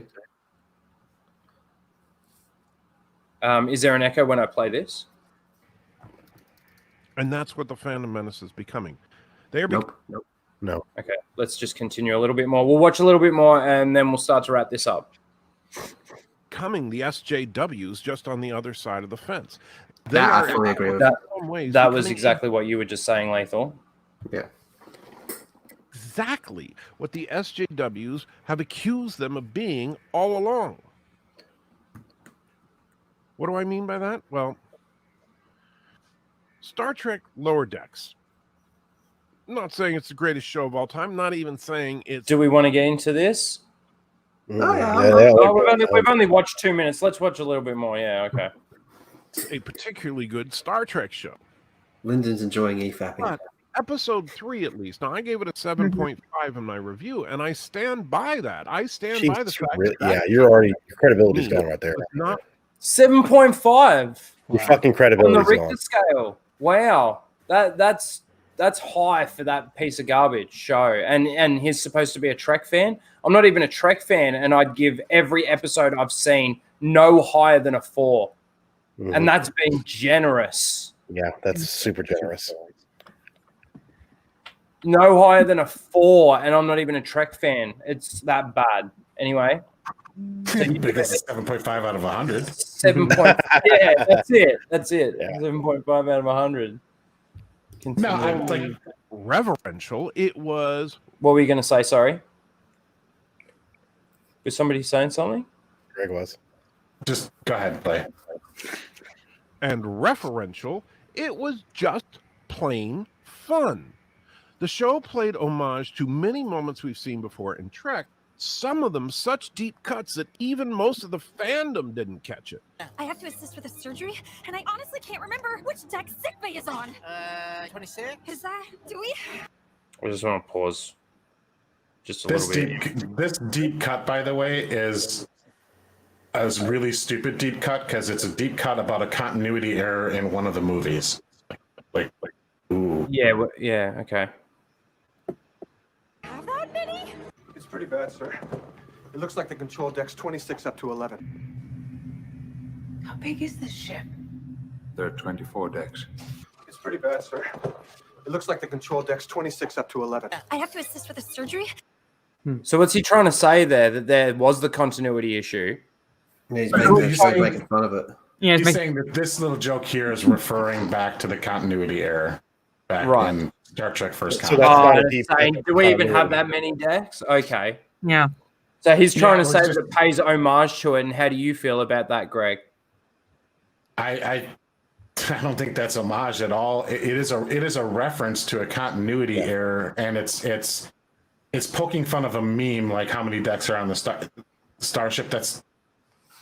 I don't like Star Trek that makes fun of itself. Like parody is fine, but like you don't do parody within the Actual canon universe. It's like trying to shoot Baby Yoda as a stormtrooper being 2 feet away. Right. That sort of thing. Yeah. Right. And I honestly can't remember which deck sickbay is on. 26? Do we have that many? Little references like that. And that's retarded because how do you not know what deck your primary workplace is? But anyway. Yeah. She works in the med bay. And the med bay of all Fucking places. makes no How can you sense, not though. remember where the med bay is? Yeah, on your like, what are ship? you Like, doing? That would Like, be one of the main everybody- places you go. Everybody on the ship would probably know where sick bay is. 'Cause it's Exactly. sick bay. You need to know there. You need to know where it is. If you get fucking sick, you can go there. Why would you? Yeah, that's the dumbest. Yeah. These characters make the stupidest. Like they just say the stupidest shit on the show. The stuff that you're like, Yeah. you know that. What are you talking about? This isn't the first time they've done that. So And he's giving it a 7.5. Not Remember about that. That's fine. So yeah, okay. The fact that we saw Ransom fighting the giant monster without his shirt. Hilarious. A scene, by the way. Did you find that hilarious? I certainly didn't. Let him make his point real quick. Let him make his point. Well, no, His I break- want to say one thing before we get to that. He's making commentary about whether something is funny or not. Now, later on in the episode, he may say something that, or in this video, he may say something that conflicts with that just a little bit. So make a mental note. Mate, one of these days, I'm gonna make a video just talking shit about Greg, just so he can rip me to pieces. All right. I also want to point out that in this scene, while he was fighting that monster shirtless, Mariner was jizzing in her pants, just creaming everywhere. Now it is a Star Trek trope about taking the shirt off, Kirk losing his shirt. He's gonna make a reference to Galaxy Quest when Tim Yeah, Allen but loses you his didn't have shirt. a horror. You didn't have a horror in the corner going, oh my god, let me just finger bash myself. You know what I should be doing? I should be vibrating right about now. You should be vibrating. It's the right moment for that, Lethal. The whole losing the shirt thing, like the characters never like were like, I'm about to be in a fist fight, so I'm gonna rip my shirt off Hulk Hogan style. And that's what he does. It is kind of a reference, but it's a poorly done one. Like if he had lost the shirt in the fight, that would have been a reference. This is a bad reference because he just tears it off because he's like He-Man or something. Yeah, It's a that bad does make sense for Star Trek. Yeah, like Am I vibrating? Yes. a reference like for that scene, a reference for that scene, like again, coming from like not really a Star Trek fan, but a reference for that scene would be like him losing his shirt and someone going, "What happened?" And then like kind of saying, "Well, that seems to be happening a lot. That seems to happen a lot," or something like that. Kind of like referencing that it does happen. That's a reference. That's an allusion to something that happens on the show. Him ripping his shirt off is like, no, that's not how you do an allusion to what happened on the show. Well, you could do it even like Family Guy style, where he gets back to the ship and he like calls somebody on the comm saying, "Hey, I need another shirt," and then you show like some other lower decks person and like he goes into a closet and there's like 35 extra spare captain something like that. Yeah, shirts with his name on it because he's always losing. The joke being he's always losing his shirt. Yeah. But anyway, we can continue. Which Anna, that Star Wars girl, in her review said was horrible and wrong, and we never see crap like that in Trek. Right. Well, we've never seen Kirk lose part of or his entire shirt. While That's the point that you were He just never, making. he never ripped it off like he was poking out, though. Yeah, he never actually ripped it off himself. Kirk, yes, you might have seen a bit of Kirk's chest or something because his shirt got torn while he was doing some flip in some rocky place with a weird-looking alien. Yeah. They didn't have a giant monster for him to fight, but that's mainly because of the budget and effects available at the time for the original series. And in fact, the funny thing about this is that when another show made a direct reference to Trek, almost identical, but it wasn't Trek. Don't do it now. I'm not that guy. Why is he But referring it wasn't to an Trek, actual though. parody? This is Exactly. a parody. Yeah, Why is he referring back to a parody? I don't know, but even this parody does it His better point because, is because way I see you lost your shirt again. Yeah. And he loses his shirt. He doesn't tear it off. Yeah, That's right. He loses it in When the he's hung fight. upside down. When he's Correct. hung upside down. He didn't tear his shirt off and oil himself up. This is a bad example for him to use to make his point. Very never very much so. You never missed the mark. Oh, Yeah, come on. Leave it back down. I gotta pause for a second. everybody thought it was brilliant. I could have played. It was literally a second. Not even. Yes, that was brilliant. Saddens me. But that In wasn't Galaxy Trek, Quest for a and parody. it's Galaxy Quest, correct. Mm-hmm. Not Trek. The forced anger, the forced hatred coming from the Phantom Menace. And by the way, forced, but factually, You got something to say about that, Lyndon?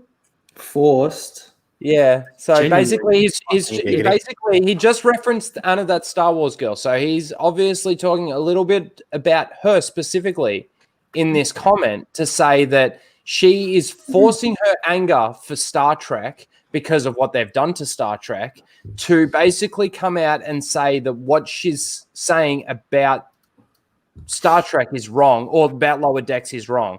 And we'll get into that in a second. Did you just John Campier me? You said you got something to say and then you just went on for a fucking Go on. No, I did. Say something. We could have heard Lyndon speak, and he talked. I know. I'm a moron. So what you're saying, Rob, and you just keep talking for 5 minutes. Later, Bagel. This is a hell of a pause too. Like, look at that. I know. Like, Yeah. probably Frank the Buddy, I agree with that. Long pause for effect. What a loser. He does a lot of those. Be nice Yeah. and hit play for a second. There you go. Yeah, So, Lyndon, did you actually have something to say, or have you completely forgotten? It's not forced. You fucking if you think it comes across as forced, that's ridiculous. Yeah. Like all of it's genuine. He's directly implying that. Not directly implying. That's kind of a contradiction. implying. But he's implying that Anna is not being genuine. She's just doing it up for plays, and that she doesn't really feel the way that she feels about that particular scene. Mm-hmm. He actually uses a bit of her video. that humor is completely subjective. You may watch a joke on. Whoa, see, wait a minute. Stop. He said humor is subjective, but then he said that another scene was hilarious. Yep. Mm-hmm. Whoops. That I didn't see as hilarious. You can't throw out the bad and keep the good. It's like if it's subjective and everything, like if you can say that something is funny, then we can say something is not funny. That's Yep. right. Right? That's where you fucked Right. up. You done fucked up. The worst thing ever. Someone else might think it's hilarious, right? It just varies from person to person. Humor is Correct. You completely and said that utterly you thought subjective. that bit And was that's why hilarious. when you're and it reviewing wasn't. a comedy, Okay. that's a hard thing to do because simply saying it's not funny. Okay, hold on. Time out. He says humor is subjective. She doesn't find it funny, but she's wrong. Yep. That's right. Yeah, correct. Correct. Correct. That's his point. Worse than wrong, disingenuous. Disingenuous. That's right. Yeah, exactly. She's not actually. It's fake hate. Mhm. It's fake hate. It's like fake news, bitches. Mm-hmm. Not going to fix anything. It's not even a valid critique. But I don't think they're doing these videos to try and fix anything. I think they already know that it's well and truly gone in regards to Star Trek, and they're just giving their actual genuine opinions. It's like I watch Greg's video on every single episode of Lower Decks that he's done, and I don't think that there's any fake anger, hate, or anything towards it. A lot of it comes from the nostalgia that they try to feed off and all of that shit, and it really just falls really short. Now, I understand that this is he makes a point later on about how it's for kids, right? Doesn't he? Well, yeah. We might not get to that. Will Gentry has a point about the forced anger. People are going to these things looking for things to be angry about. That's why Anakin reads so much about it. However, that's what our viewers want. Yeah. That's kind of part of the argument that he's making, and there's a little bit of truth into it, but like I could say the same thing about somebody who gives things positive reviews, right? Yes. Because they're just going in, they like the property, so they're finding reasons to like it. Mm-hmm. Like whenever you watch a review, you're watching a review because you're interested in not necessarily the facts. You're interested in their take on the facts. That's why some reviewers are popular and other reviewers are not popular. It's because people like their takes or dislike their takes and maybe hate watch them. Yeah. But that's why you watch a review. It's like I want to know what Mueller has to say about this. I want to know what John Campion maybe has to say about it. I want to know what Jeff Johns has to say. Like I want to know, or Jeremy Johns. I want to know. Yeah, Jeremy Johns. I want to know what their take is. Not because I'm going to believe it as 100% fact, but I'm just interested in what their take is because maybe I've had similar tastes. Mm-hmm. So, like, if I were to make a video praising Lower Decks because I'm a Star Trek fan and I wanted to find reasons to like it, like, would you have the same problem? We're talking about Anna here, someone who's got 150,000 subscribers. I think there's enough people out there that have seen her videos over the years. And seen how she presents her videos, how she presents things like when she talks about Star Wars, when she talks about Star Trek, when she talks about the things that she loves, the emotions do come through. And I think that shows for everyone. And that's where I look at what he's saying about people are making these disingenuous videos. I don't see that. No, not in any videos I've seen have I seen anything like that. No, we all go in with our biases, like, when approaching something like this, like when we went in to watch, or, some of us went to watch Rise of Skywalker, right? We went in with biases. We were looking for things to probably go as shitty as we anticipated them to. Mm-hmm. Doesn't make what we're saying about it not factual, though. Not right. Yeah, that's right. Or not, like, our points aren't invalidated because we went necessarily in with some preconceived notions of what it might be. Let's continue. Because to say something is funny or not funny is simply saying it didn't make me laugh, but that doesn't mean it won't make you laugh. But he's saying that you just can't come out and say something's not funny because it's not funny. Well, yeah, I can actually come out and say that it's not funny. It wasn't funny to me. It wasn't fun. Like, I can say that. Just the opposite. Then if you can't do that, then you can't say something is funny. Funny, correct. So now it was funny to you. But now we've got to start living in a world like Equilibrium, where you're not allowed to have emotions. But the point of a review is like you want that person's take. So yeah, you can say you found this funny or you don't find this funny because, again, we tend to gravitate towards reviewers that we have similar takes on because then they give us good information about whether or not we want to potentially buy or go see a movie. Mm-hmm. Yes, it is. Yeah. Go ahead. Sorry. Some people, I'll give you a great example. There was a series of books that came out in the late 80s to early 90s called Truly Tasteless Jokes. There's an entire series of these books. And you can skip those whole part. It's just basically some people find it funny, some people don't find it funny. Like, the point's already been made. Now, so simply saying it's not funny is not really a critique, but then being factually incorrect by saying things that are either out of ignorance or outright lies makes it so that your review has no value whatsoever. And I will give you a couple of examples here. Example number one, Anna, that Star Wars girl. And by the way, every person that I talk about in this, the reason I chose these people to talk about are because I know them, I've talked to them, and I respect them. Sorry, I would not. Pause. I'm not talking about. Pause. Sorry, I don't know why it's jumping and stuff. Yeah, paused. Okay, you can say you like somebody and you respect them, but then, like, I don't think you respect them if you basically call them disingenuous liars. I respect you, but I think you're a fucking idiot. I think you're a disingenuous liar, but I respect you. And, like, you can't come after me because I said I respected you or I liked you. Like, it's like you can't do, like, really. The reason why I chose these people is because I respect them, but now I'm about to tell them why they're wrong. It's literally like Ricky Bobby from Talladega Nights. But I said all doesn't make what you said right. I'm sorry, Jeff or Greg, can you bring this up? I'm busting to go to the toilet and just get to the same point. I'll continue. What's your timestamp, dude? Right now, I'm at 7:04. Greg, you want to do it? I think you have it on your just history, don't you? Yeah. Didn't Anyway, this guy used to go on channel. He used to go on Gary's channel quite a bit.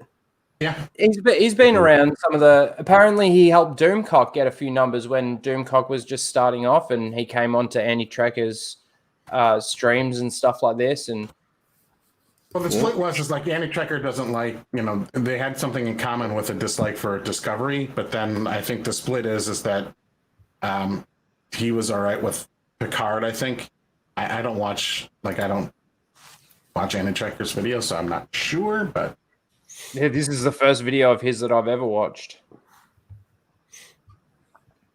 All right, what's the timestamp? 7:05.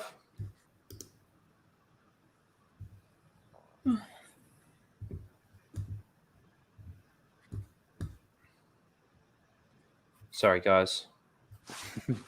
You're fine, man. Well, if you weren't such a disingenuous liar, you wouldn't need to. Man, I nearly spit me Coke all over my laptop. Fucking asshole. Here we go. I probably didn't show the audio. Hold on. You got it muted. I didn't click share. Yeah, and I didn't show the audio either. So, okay. Boomer. We'll try that Well, again. if you weren't such a disingenuous liar, you would have shared the audio. Don't make me laugh. I need to go to the toilet so bad. I'm fucking pissed That's off very the true, head. actually. Made a simple mistake. You're a disingenuous, lying piece of shit. I just don't like that he goes after every Anna person and he that goes after Doomcock. Sorry, just pause it. Yeah. I don't like that he goes after these people when I do respect those people. And even if I had a disagreement with something that they were specifically saying, I probably wouldn't go out and make a video about it personally, just because I do respect them enough.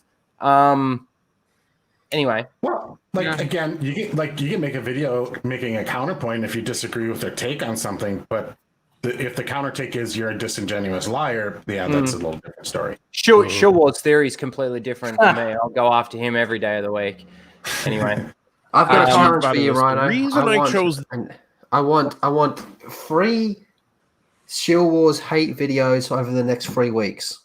No, because that means I've got to watch something to find something that he said that's stupid that I can talk about. Just talk Don't about take it. that long. I haven't watched anything of his in so long. He's got like 500 channels as well, by the way. He's There got you a go. channel. There's your He's got a starting channel for how his big toenail grows every day. Like when he measures it, and he'll put that on a video on his toe channel. It's called Toe Theories. Toe There you go.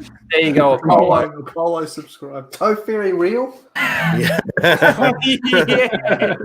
God. Yeah, what's All the right. ratio? I'll be right back. Go when you want to go. These people to talk about are because I know them, I've talked to them, and I respect them. I would not I'm not talking about channels that I have no respect for. For example, the Renegade cut. I'm not going to include him in this because I have no respect for that channel. Yeah, no, either. That Star Wars Girl, Nerdrotic, Mecha Random, Midnight's Edge, Doomcock. I love those guys, and I've talked to every one of them directly. And you know what? I haven't been afraid to voice my disagreement with them on some things, and they know it. And for the most part, I think they respect me. And so if that's the case, then we can have a genuine conversation about this. But I'm saying to you guys, who I consider my friends, you're lying or you're ignorant of the facts. And that needs to change. Now, what do I mean by that? In Anna's rant about episode 3, she went on over and over and over about how Alex Kurtzman said that this is a kids show, that this show is trying to get kids excited about Star Trek again. Cock, mate. He didn't say that it was for kids. Oh, that's a good. He said it. Yeah, he said it could get it into Star Trek. He never said it was for kids. Yeah, so this whole argument that people have, and I've seen it on Twitter. I'll just say my piece about this. The whole thing about this show being designed to get kids into the fandom came from a Comic-Con 2019 panel in which Alex Kurtzman did in fact say that these two shows, both Star Trek Lower Decks and Star Trek Prodigy, which is coming to Nickelodeon, he's excited about them, and that the idea is to get younger people who have not had access to Star Trek into Star Trek. And the girl on the panel, one of the producers, agrees. Later, a little bit later, Mike McMahon, who is the showrunner for Lower Decks, says, I'm not quite so sure about the age there. It's probably more, older, like teenagers that we're going after. So he kind of corrects Alex Kurtzman. There were a number of online articles that specifically quoted Alex Kurtzman as saying that this show was intended to reach a younger audience to get them into Star Trek. So it's not like these things were made up out of whole cloth, that we were just saying, oh, it's a cartoon, therefore it's for kids. It's based on an erroneous statement that he made at a Comic-Con panel that was for Lower Decks. That's where that's coming from. And I found 2 articles online where, in different quotes, times where he's alluded that yes, these shows are designed to get a younger audience. Now you can debate what the younger audience means. Does it mean children or does it mean teenagers? Now, Star Trek, the original series, if you watch it now, I think is rated like TV 12. Yeah. So I mean, even the original series wasn't designed for young children. But that's where this whole argument about whether or not Lower Decks is for kids, that's where it's coming from. Mm-hmm. What are you giggling about? Twitter. No, is not for children, even though what's-his-face, Alex Kurtzman, said, oh yeah, this is intended to get children excited about Star Trek. And talking about how incredibly inappropriate it is because there's sex, there's violence, there's swearing. It's not appropriate for these kids that Kurtzman is so adamantly saying this show is for. Pause. Yep. What I don't get is, I thought this was a Fandom Man is Dead video. To me, it seems like a, hey, you guys are being a bit too harsh on Lower Decks video. Yeah. It's the Phantom break the body on the fucking Lower Decks that kills the Phantom Menace. Yeah. Funny as. He gets back to it at the end of the video. Again, about this children's thing. You can have, like, I think the major argument that a lot of Star Trek fans like myself would make is like, why can't you make Star Trek appeal to all ages? Like, all of it appeal to all ages? You don't necessarily have to gear it for children, but like, why are you throwing in these references when you didn't have to? They weren't that funny in the first place. You know, again, that's I know can't say that because humor is subjective, but they weren't funny. Like, you're deliberately making these shows out of the reach of children when you didn't have to. Yeah, I think that's the larger point, is like, especially when you look at some, not just Lower Decks, but like Discovery, where, you know, they use they drop F-bombs. Picard, they drop F-bombs. Like, and for no reason. It wasn't necessary. That's not how people speak for no reason. or spoke in previous iterations of Star Trek. And I know people are going to throw Star Trek 4 at me with a double dumbass on you comment, but that was when they were going back to visit the 80s on Earth, so it was appropriate in the context. No, correct. Like the thing is there's a little bit more context to what Anna's saying there too. She goes on to talk about how she got into Star Trek as a kid, and Star Trek was already a big thing when she was a kid. And she got into it through the original series or through the Next Generation. I can't remember exactly how she goes about it, but she basically says that Star Trek was already for kids.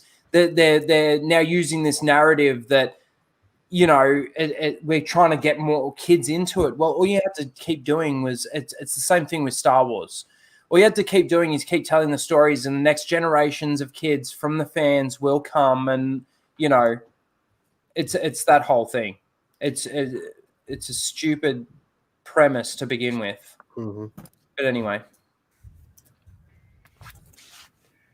that is factually incorrect. What Alex Kurtzman was talking about is a show that has not yet been released. It's called Star Trek Prodigy. Yeah, that is actually factually accurate. So are you saying that you respect him, but he's a disingenuous liar? Ignorant. Absolutely. He just said liar. Yep. For no reason, Jeff. That's right. Yeah, for no reason. No reason. Anyway, play. Yeah, sorry. I gotta find my screen again. Too many windows open. And it's going to be on Nickelodeon, because Nickelodeon is a kids network, and it is aimed at hold on kids. a second. Hold on a second. This show is on. I'll just say one more thing as well. If this show that he's about to say isn't for kids, well, it's definitely not for the adult fans either. So who is it for then? Because for the adult fans, every adult fan that I've seen has pretty much they don't like this. They don't like any of the nostalgia, the callbacks. They don't like any of that. The storylines are pretty average. The characters are really poorly.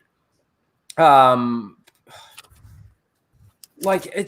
goes on about how Starfleet's. Anyway, he gets into it, doesn't he? He might get into that whole thing. Sorry, continue. It's so Alex Kurtzman can draw in cartoon form dildo innuendos in the film. Yeah. Mm-hmm. Yeah. But it's not for the kids. CBS But it's not All Access and is rated. All right, keep going. MA or 14 at least, and it's TV. You're 14. not. Big difference They're not aiming this show at kids. Big difference between MA and 14. Which one is it? Yeah. He says The MA actual or rating 14. of the show is Huge fucking TV difference. 14. So it's a big difference than MA. Why say Well, MA? for you guys, it might be. For us, it's like 1 year. Okay. It's MA 15, yeah. There's nothing about this show that is meant for kids. And by the way, Rick and Morty isn't really a kid's show either, now is it? And this show is advertised as being from the creators of Rick. It's just a Rick and Morty ripoff, is what it is. Trying to be. And so with Star Trek, that's it. It's trying to be. It's trying to be. Yeah, it's not doing a good job of it. Yeah. We should have EFAP'd Brie Larson's Between the Ferns interview. We can keep doing it. That probably would get struck. Yeah. Most likely, yeah. Rick and Morty. And so what the hell did you expect? And this is the problem. The reason that many in the fandom menace are angry is because this show is exactly what they advertised it to be. A Rick and Morty style show that takes place in the Trek universe. We've seen the best of the best, the crew of the Enterprise. This is another thing from that Star Wars girl. She talked about all these things. How could someone be in Starfleet and be this incompetent when honestly the only member of the crew that seems like they shouldn't be in Starfleet is Mariner. What is Starfleet? it's very difficult to get into Starfleet, which I do not think that they are aware. And, you know, people, She's right. you know, basically push themselves to the very limit. And if you watch the fucking Next Generation, you would know that. If you watched any Starfleet, only the best of the best, the elite Pause it real of quick. humanity get into Starfleet. Does anybody see that from Anna as not genuine? Yeah, that's that she's looks got too genuine many as fuck to me. subscribers. Yeah. No, There's too many subscribers. Not real. Yeah, she has too big a channel to be genuine. Yes.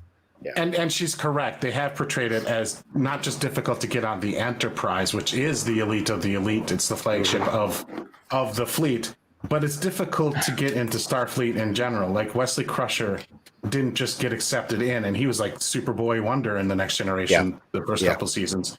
You know, he was the key to everything, solving. He's boy genius, and he had some difficulties getting in. There was an episode where he was struggling passing the test to get into Starfleet. If I remember correctly, his first attempt, he didn't get in.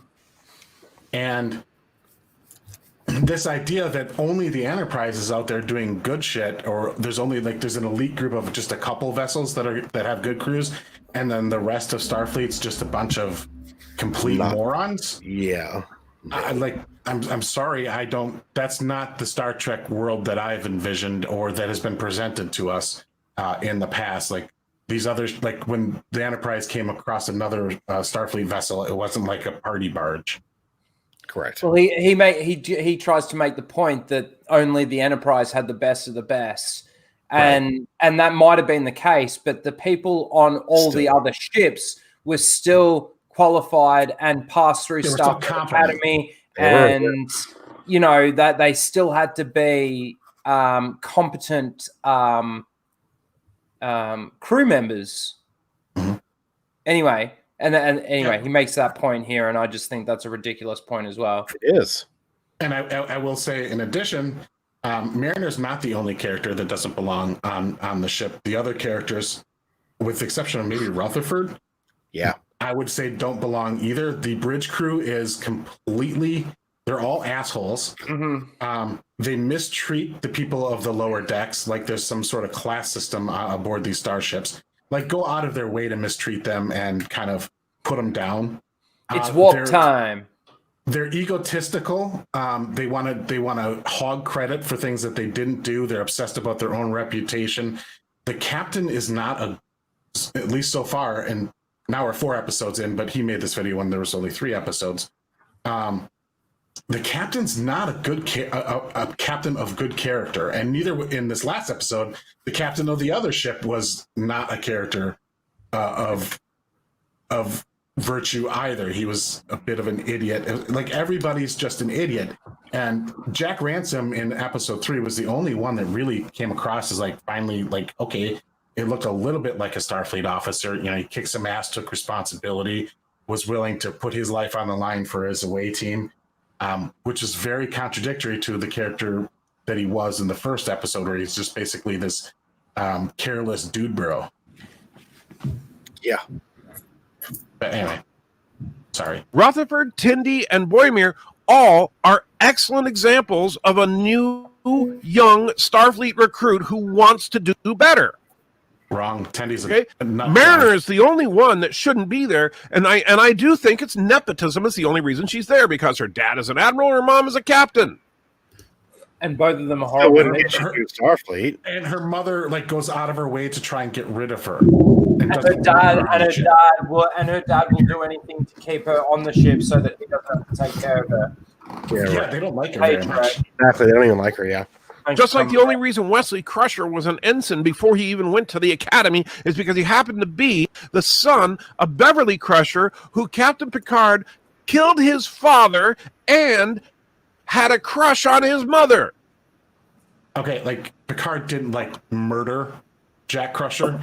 He had to make a choice, and he chose. He could choose one person or the other. He chose, obviously, not Jack Crusher. It was an incident in the line of duty, not like he murdered him.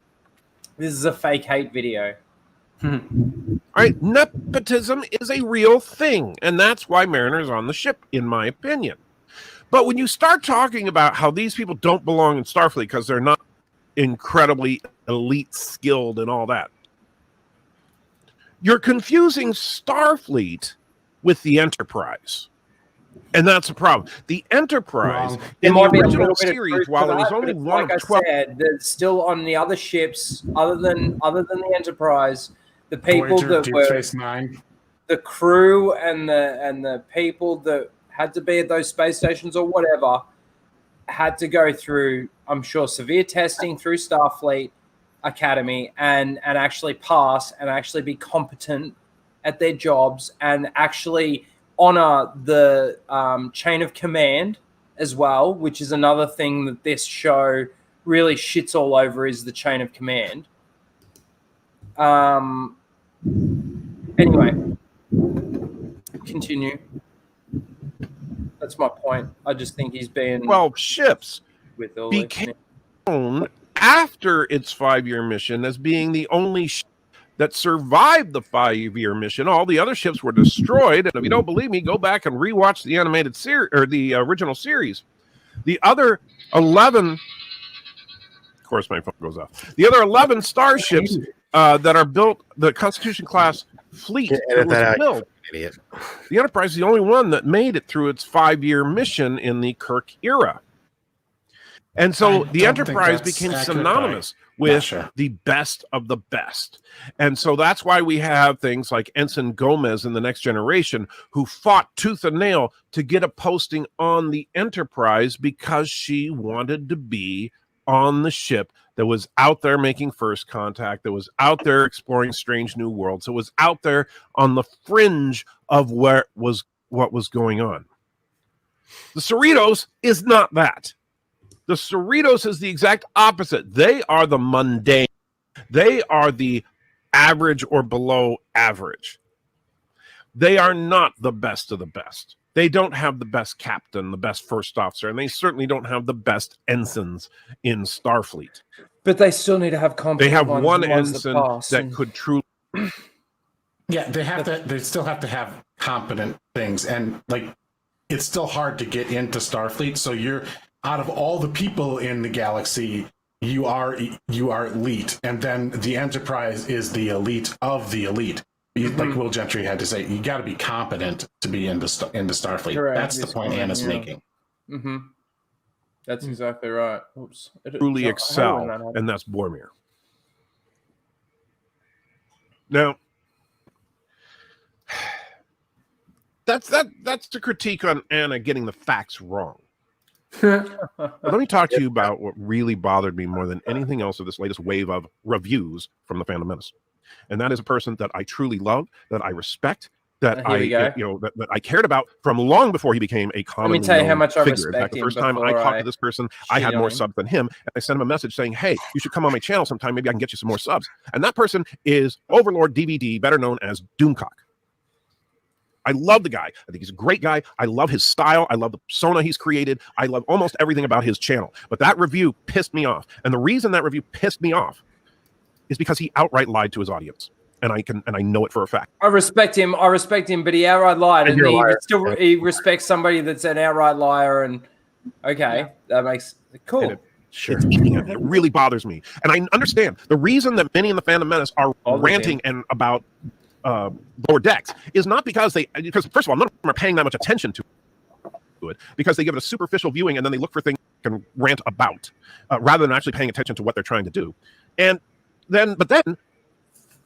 So he's basically again saying that people are being disingenuine when they're making their videos. I think leave it at that pause. Not necessarily Lower Decks, because I just don't believe that's the case. But I do believe that there has been many a time where people have already written off something for whatever reason before anything's come out, and then they go into it already wanting to hate it. Oh yeah, I mean, Birds of Prey was a crap film, but people went in expecting it to be nothing but identity politics laden film, and I'm like, well, no, there's some in there, but it's just a boring film. and also with Wonder Woman. That article comes out where it's like, it's going to be alluding to Trump. It's going to be alluding to the villainous capitalism. I'm like, well, no. If you look at her quote, she's not exactly saying that. So it's anybody who knows anything about the '80s knows you have movies like where they say greed is good. That was just almost quintessentially the '80s mentality. So she's not it's not alluding to Trump. It's not alluding to anything identity politics driven. Will it have an agenda in it? Very likely, because she's made no she's made no secret that she's not a fan of Trump. Like most in Hollywood don't like him, but at the same time, I don't think that's going to be the issue with this film. I think the issue with this film is just going to be it's a subpar sequel to the first one. Well, see, here's my issue. It's like, yes, I agree. People go in with preconceived notions of hating things. I think people have their woke meters or their woke sensors tuned a little too high, and they're starting to see it where it's not really there, or it's very subtle and not very significant. I think we've seen that with multiple movies. But the idea is attack. Like if somebody makes a video or comes out there and says like, I don't like this for this and this reason, then argue the points. Don't argue all you're doing is questioning the motives of the person doing it instead of actually making counterpoints. If they're wrong in their assessment because they went in biased, then show it, make that example. So yeah, if you want to say like, I went into Lower Decks, I have a biased attitude. Yeah, I was biased. I have not liked Kurtzman-led Star Trek at all so far. So yeah. So you are going to go in with a pretty bias, aren't you? I went in there biased, but does that if you don't like the points I'm making, then argue the points. Yeah. Because if I'm making valid points, that's fine. And I'm also I feel like in my review, if there's stuff that I didn't like, a couple spots where I actually laughed and found it funny, I said, hey, this actually made me laugh. That moment was funny. I can acknowledge that. The moment that you found funny, I certainly didn't. I sat there just going, okay, that just happened. I don't necessarily think there's any issue going with necessarily with a bias, because if someone has a proof, then you are going to have that little bit of bias going in. But if you let that dictate your subjectivity and objectivity, as you will, to the quality of whatever it is, then yeah, I think that's the problem, because that person could come out with a very good film or a very good TV series, and if you're ready just to hate it because you don't like that person, then you're not being fair. You're not really. You're being dishonest to yourself. Let me ask, show of hands, who was when they were going into the Rise of Skywalker, who was went into that with a bias viewpoint of it. Okay, well, there's your answer. So we're not allowed to do that.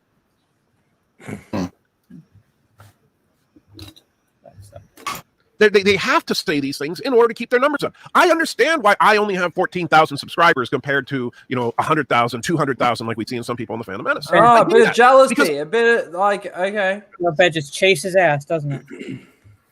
Yeah, that's where it kind of gets a little bit derailed, because again, if you feel like they're making if they're making incorrect arguments, argue the points, like he tried to do with Anna's at least, but then it came back to the only reason, and the reason she's wrong is she's being willfully ignorant or disingenuous. Yeah. And I think then again, you're just attacking the character, not the substance. No, he literally I am not going to say. He literally just told you what he was doing. He said, I brought on Doomcock when I had more subs than him, and then Doomcock went phew through the roof. Yeah. And now look at him. He's like, why? Because people enjoyed his content. People enjoyed how he presented his content and how he operates and how he works and what he does. And Doomcock was right about a lot of shit, and he's got his connections and he does well with it. That's why. I don't think anything that he says is disingenuous, but we're about to get to why he thinks that he lied and where the lie is. He specifically called him out and said that Doomcock lied to his fans, lied to the people that watch him. So let's have a look. That's a pretty good meme face. It was.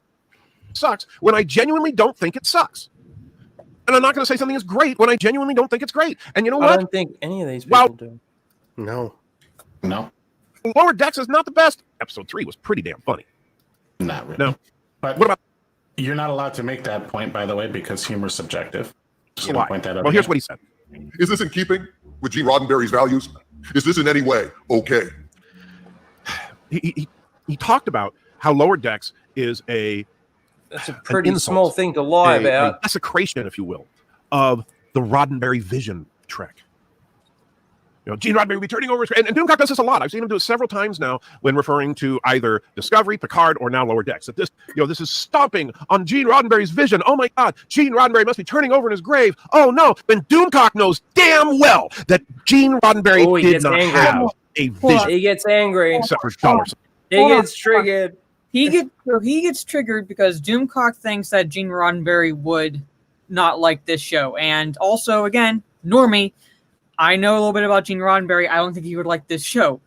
But this guy, he thinks he knows how Gene Roddenberry would feel. Yeah, he does. If we continue, he does not have very fond things to say about Gene Roddenberry either. Basically calls him he was doing it for the money. And it's like, yeah, you can be a producer and a writer of a television show, and your goal is ultimately to make money and feed your family. But you can still have another vision for the show. And he conflates, like, when people say the Gene Roddenberry vision of Star Trek, they don't necessarily mean specifically like Gene Roddenberry is the only person that had anything to do with Star Trek. He's the only one that nurtured it. And everything good that Star Trek is came from him. It's what they're saying. What they're saying with the Gene Roddenberry vision is the vision of Star Trek when it was run under Gene Roddenberry, because he was the lead guy, whether he was a figurehead or not. He was the focal point. He was the figurehead of Star Trek, and in that era of Star Trek, can be referred to as the Gene Roddenberry vision because he was the figurehead at that time. How much he had to do with writing each episode and what the particular vision was or what it became doesn't really matter. I think when most people hear Gene Roddenberry vision, they're thinking, what did the original Star Trek look like and feel like? What did the movies feel like? And what did the Next Generation feel like? Because he didn't make it to the other iterations of Star Trek, also the animated series. Becky says, it sounds like you need some preparation, huh? The funny thing was that he actually tried to script this video and he couldn't script it. So he decided to freeball it. And that's exactly what I was saying at the very beginning is like, man, dude, you shouldn't have done this. If you're gonna do something like this, script it and make your points, but he's not able to make any points.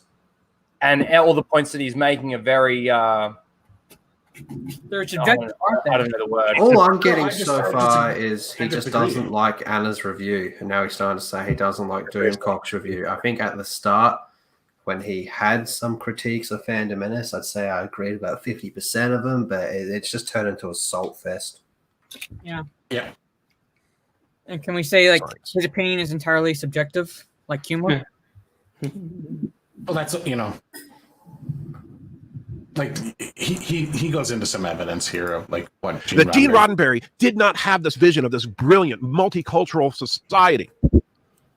Gene Roddenberry wanted to make a buck, and he got a clever idea. He was like, "Hey, you know what? We haven't seen a serious TV drama done in space." And so he gets that idea. And that's a good idea. I'm not gonna deny he came up with a good idea. And so the network said, "Okay, make a pilot." And what did he make? He made The Cage, an all-white cast, by the way. Except for one transporter guy in the background was Asian. But the entire cast was white. Why are you bringing up diversity now? Were you saying that Gene Roddenberry doesn't get credit? Then Gene Roddenberry doesn't get credit for being, bringing in the multi. Star Trek is celebrated for the fact that it was diverse before it was cool to be diverse. Mm-hmm. And the thing with Star Trek is it portrays diversity without pointing at and patting themselves on the back for it. In the actual episodes. That's just like the fact that the cast happened to be diverse was just a normal way of life in the 23rd century because that's how Earth evolved. That's just the way it was. And they didn't make a big deal out of it. They didn't it wasn't like they went out of the way in show to pat themselves on the back, and they really didn't in public either. Now this idea that rails. Well, that argument you could like use in a way against Stan Lee when he introduced the X-Men and the whole concept of like diversity without patting himself on the back. You could Charles Xavier is an allusion to Martin Luther King Jr. and Magneto was an allusion to Malcolm X. But you could argue also that he wanted to make a buck. He had to earn a living. Yeah, I don't think the fact that you Let me get this make straight. money- This motherfucker who's putting something out there is trying to make money so he can stay alive. Sounds like a disingenuous liar. Yeah. And, But I and, respect who, him. and who says where can you draw inspiration from for art? No one. No one can tell you where you can draw inspiration from. No. Well, and the argument too that the pilot is somehow the indicative of the true Star Trek vision that Gene Roddenberry had, and that is the only thing he can go by. Like, it's the pilot episode that didn't get greenlit. They went back and redid it, obviously recasting the show and reconfiguring it. So it wasn't even like the pilot that worked. And visions evolve from the creators. Like, the first draft is not official. And you can't say, well, the only thing that's the proper quote unquote vision of the author is the first draft, and then everything else is invalid. Like, no, his vision could have evolved, and I believe it did. Because you look at the direction of the show, it obviously changed. So, like, again, you can't look at the failed pilot as that's the definitive version of what Gene Roddenberry wanted, and everything else is not valid. And that argument just doesn't work. That you could remotely suggest is progressive about the cage is the fact that a woman was the first officer, and they even call it out in the episode that Pike is uncomfortable having a woman on the bridge. So that was the time. The first vision of Trek Jesus. was Gene Roddenberry pushing feminism, not equality among the races, not this utopian vision, feminism. And what is the fandom menace pissed off about? Now, wait a minute. Like, just what? because he cast a female officer, like, I wouldn't say that even the vision in the pilot was feminism. Someone clip that face. Hold on. Someone clip that pause there, so the meme could be, "I respect you, but you're a disingenuous liar." Oh yeah, where's the polo at? Someone do that. That is a perfect face right there. Yep. Yep. This video is falling flat. Yeah. It started strong, but yeah. Feminism. It's going. The entirety of the fandom menace is antithetical to the vision of Gene Roddenberry. But you know where all that great stuff. Okay, so that's a shot at the fandom menace because we don't like diversity and we don't like feminism. Says nobody. That's the shot he just took. Yeah. Okay. It's antithetical to what the fandom menace is. I see some receipts then, buddy. We don't like diversity or forced diversity. Exactly. Like, it matters how you do it. Like, I would agree, like, you know, most of the fandom menace is not anti-equality, and it's not at all, whether it be between genders or between races. We don't want the focus of all the stories and all the characters to be about their gender or their race, but that does not mean Me too, Trey. we do not believe in equality of people. And, like, I would say if you took a poll of the fandom menace, yeah, there'll be some outlier whack jobs out there and some trolls, but the majority of us are just like, yeah, equality is a good thing. We just don't want it forced down our throats, and we don't want the only thing, like, when you launch a show and the only thing you tell us is the gender and sexuality of the character, we get suspicious because, like, that's the only thing you tell us about the character is their gender, and, like, that's going to be the focus. We don't want that to be the focus, but it's not like we're anti-equality. Yeah, look at the arguments against The Last Jedi was that they raised up Rey and they tore down Luke just to do it. And it's so funny that you That's say forced. that, Matthias, because at the beginning of the video, he was saying how all these fandom menace YouTubers out there are just making hate videos to hate, like they're just, you know, and his anyway. I don't know. Yeah, and amen will judge you. He said the feminism Roddenberry put in was real feminism, i.e. equality, not third, fourth wave, which is about superiority and male degradation. Exactly. Absolutely. That's perfect, Will. Correct. And like the majority of the fandom menace, well, I won't speak for Lethal. But like we're fine with equality. We have no issues with equality. We support it. We endorse it. We like it. Mm-hmm. There you go, Trey. Let's fly through this last couple of minutes. There you go, Trey. I didn't want to watch the whole thing, and Stuff that we love about Trek came from. It came from people like Gene. I'm playing at a 1.5 speed No, now. yeah. Coon. Yeah. It came from people like Lucille Ball from DC Fontana and many others that molded Trek into this beautiful web of a society, an egalitarian society, where humanity has gotten over his hatred of each other. That hatred, by the way, that the Phantom Menace currently exemplifies. Wow. See, another shot. Phantom Menace exemplifies hatred. Receipts, please. Show me proof. Where's all your proof of this? Well, shit? he's trying to say that he doesn't have any. His evidence right now is the clips that he's shown you of Anna, and the clip of Doomcock. Oh yeah, because I forgot in that clip Anna said, "I hate women." I hate diversity. I hate diversity in film. We make videos about the things that kind of upset us and stuff we want to talk about. Like, it doesn't mean that's their only thing that we like. Like, I would say that look at all the videos about DC fandom. Was there a lot of hatred there? No, I don't think so. Well, kinda. From some of the crowd in some instances, but it wasn't all about hatred. Well, you can't say that. Yeah, I don't know, man. The second Snyder Cut got announced. It got pretty fucking hectic pretty goddamn quickly. Yeah, but there was a split. Mm-hmm. It split, which is fine. Like, well, I mean, the reactions I didn't necessarily like, but it's fine that the fandom doesn't have some one grand just pointing out hypocrites unified vision. Mm-hmm. Like, we can have in my people that are opinion, Fandom Menace, you're not really allowed to like stuff unless it's pre-approved, which fucking annoys me. So, well, maybe some people. That was brilliant. That was not Gene Roddenberry's vision. Gene Roddenberry wanted to make a buck. He's and real triggered about this Gene Roddenberry thing. He's just saying Gene Roddenberry was just trying to make money. He wasn't doing anything but make money. That's it. Yeah, but that's what Doomcock lied about. This is what he's saying. He's trying to say that Doomcock uses this constantly, and it's a lie. Because it doesn't, because Gene Roddenberry isn't the character. He didn't exemplify in his personal life the characters or the ideals that he espoused in his TV show. He didn't meet that very high standard for life in the 23rd century. Shocker. And, nobody does.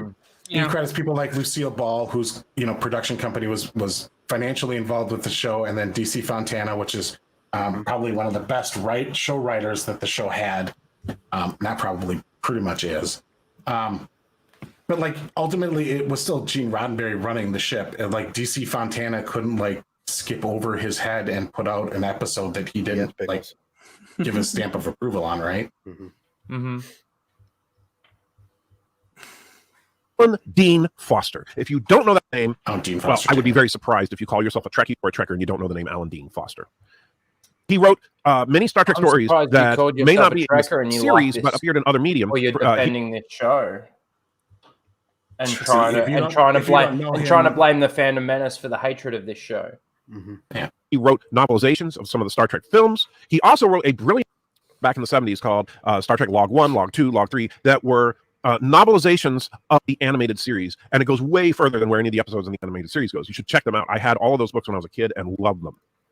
He wrote a comic book that I have called Passage to Moreau or Marrow. I can never get it right. Which I love that comic book, and it's one of the very first comic books I ever purchased. Alan Dean Foster wrote the story to Star Trek: The Motion Picture, which, by the way, even though Star Trek: The Motion Picture as a film was paced horribly and the uniforms were sucky and all that, the story was interesting, and the story, unfortunately, took second seat to the visual effects of the film. But that story came from Alan Dean Foster.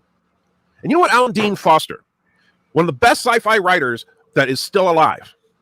You know what he said about Gene Roddenberry? And he said this on a live stream where I was sitting on the panel. He said that Gene Roddenberry is very good at one thing. Gene Roddenberry is very good at taking credit for things that other people have done, and that is exactly what he has done with Star Trek. He takes full. Well, he did before he passed away. He took full credit for being, for having this. I'm sorry, what was that? I just said I still don't know how Doomcock has lied to everyone. Yeah, Interracial point cast. that out. He took full credit for all the brilliance of the original series, all the brilliance of the next. It's because he took credit for it, and people. I think it's not even the fact that Gene Roddenberry took credit for it; it's that people give him credit for it, and then they use that credit to say, "Hey, these new shows don't line up with the tone and the feel of these other shows," which is a valid point. So whether we abbreviate it and say Gene Roddenberry's vision, or call it the original series, correct? It's the same shit, different smell. It's referring to the same thing. So when people say Gene Roddenberry's vision, that's what they're talking about. The vision, the tone and feel of Star Trek from the original series through probably at the very least Next Generation, and depending on who you talk to, and then other people would say include Deep Space Nine, Voyager, and Enterprise with that as well. But I would say that Deep Space Nine didn't fit Gene Roddenberry's vision either. But that's me personally. Generation. Everything that was great about Trek up to the time he passed away, he took full credit for. And the ironic thing about it is that what almost everybody in the fandom menace would agree about Trek is that the best of Trek is either Star Trek II: The Wrath of Khan or Star Trek VI: The Undiscovered Country. Those are the ones that people think are the best, right? Both of those, by the way, directed by Nicholas Meyer, and the people that wrote and directed those two films were not Trekkies. You don't have to be a fan to make good Star Trek. Okay. Very true, and I've made that point with Star Wars all the time. Somebody doesn't have to be a lifelong fan of the series in order to make something quality within the series. But you know what Nicholas Meyer did? He watched when he got hired. He watched the series. Mm-hmm. He watched it. He then he wasn't a lifelong fan, but he did observe what happened before, so he could write something that he felt would be consistent with it. And honored it. Yeah. Yeah, and Nicholas Meyer teamed up with, that guy, Leonard Nimoy to co-write other Star Trek films like 3 and 4, 6. It wasn't just Nicholas Meyer. But this idea, nobody's ever said you have to be a lifelong fan, but when you do get hired on for the project, you probably should do some background research and do a little legwork. But again, can I just say he started this video? The interesting thing about that he doesn't really like this series of Lower Decks, but he gives it a 7.5. So based on that, to me, he still gives it a pass.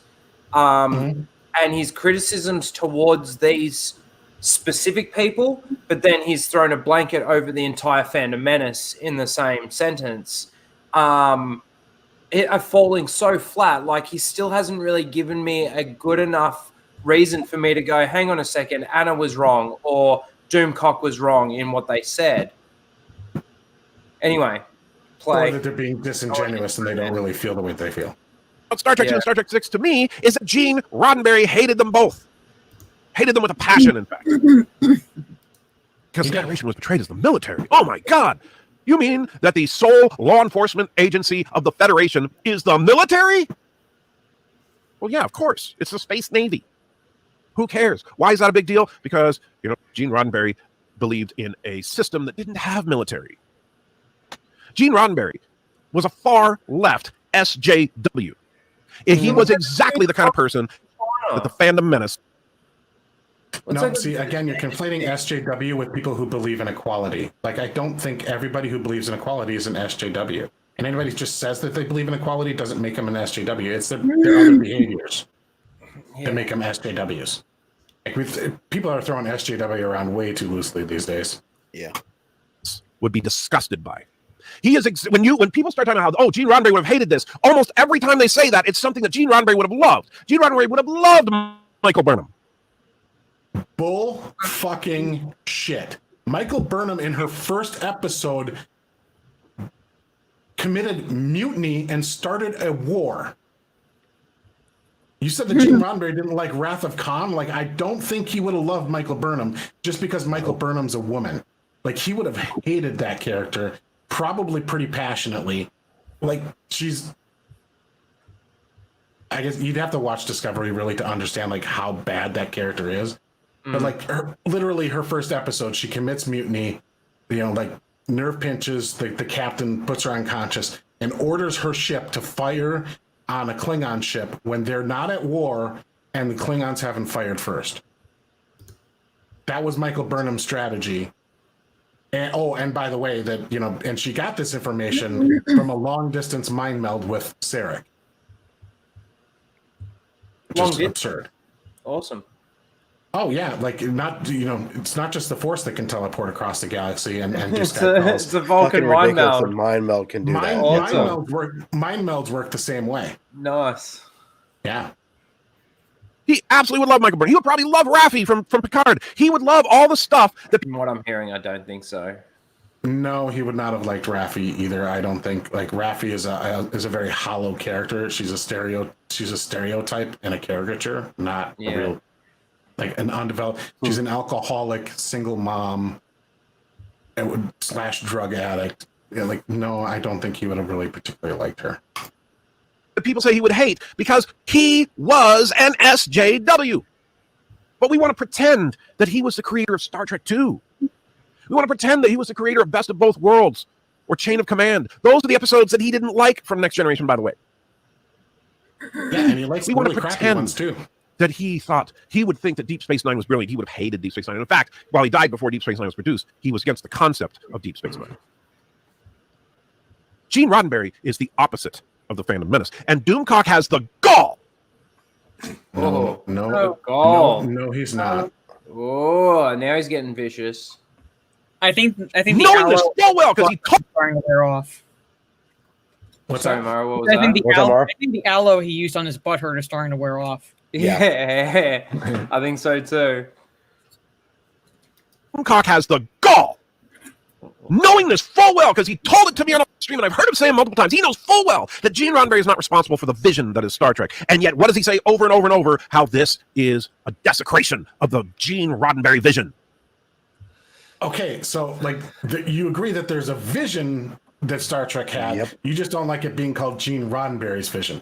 So Doomcock really isn't lying. He's mislabeling.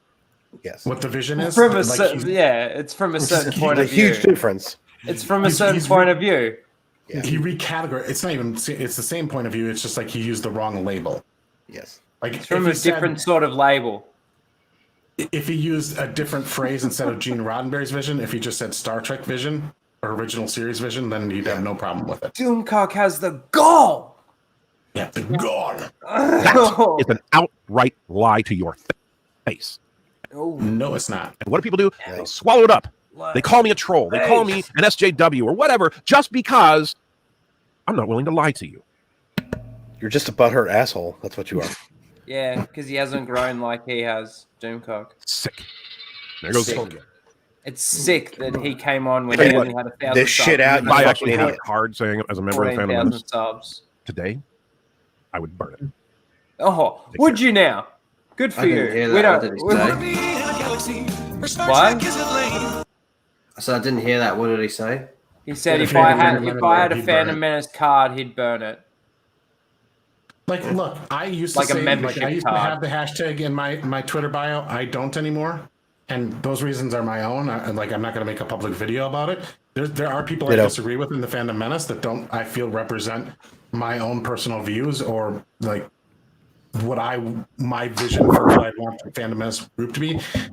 But that doesn't mean I have this hatred for what the Phantom Menace is or the people that are in it. And his is coming, it's personal. It's different.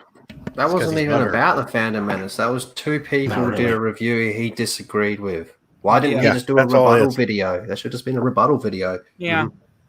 That could have been pretty cool. Yeah, he had to draw it out, didn't he? I mean, I don't think very highly of the Phantom Menace as a whole, but that was just a terrible, terrible fucking video he just did. Yeah. I used to be a pretty big supporter of Phantom Menace, but as time went on, I saw a lot of stuff that I really did not like. And but A lot of it happened after the Snyder Cut was announced for me. yeah. Well, mine started around roughly around this time last year. But that's completely unrelated. I don't know. His video was shit. Anyway, there you go. I didn't expect to eat up that entire fucking video. I honestly thought we were probably going to watch maybe the first five or so minutes, but there you go. And we went for ages, 2.5 hours.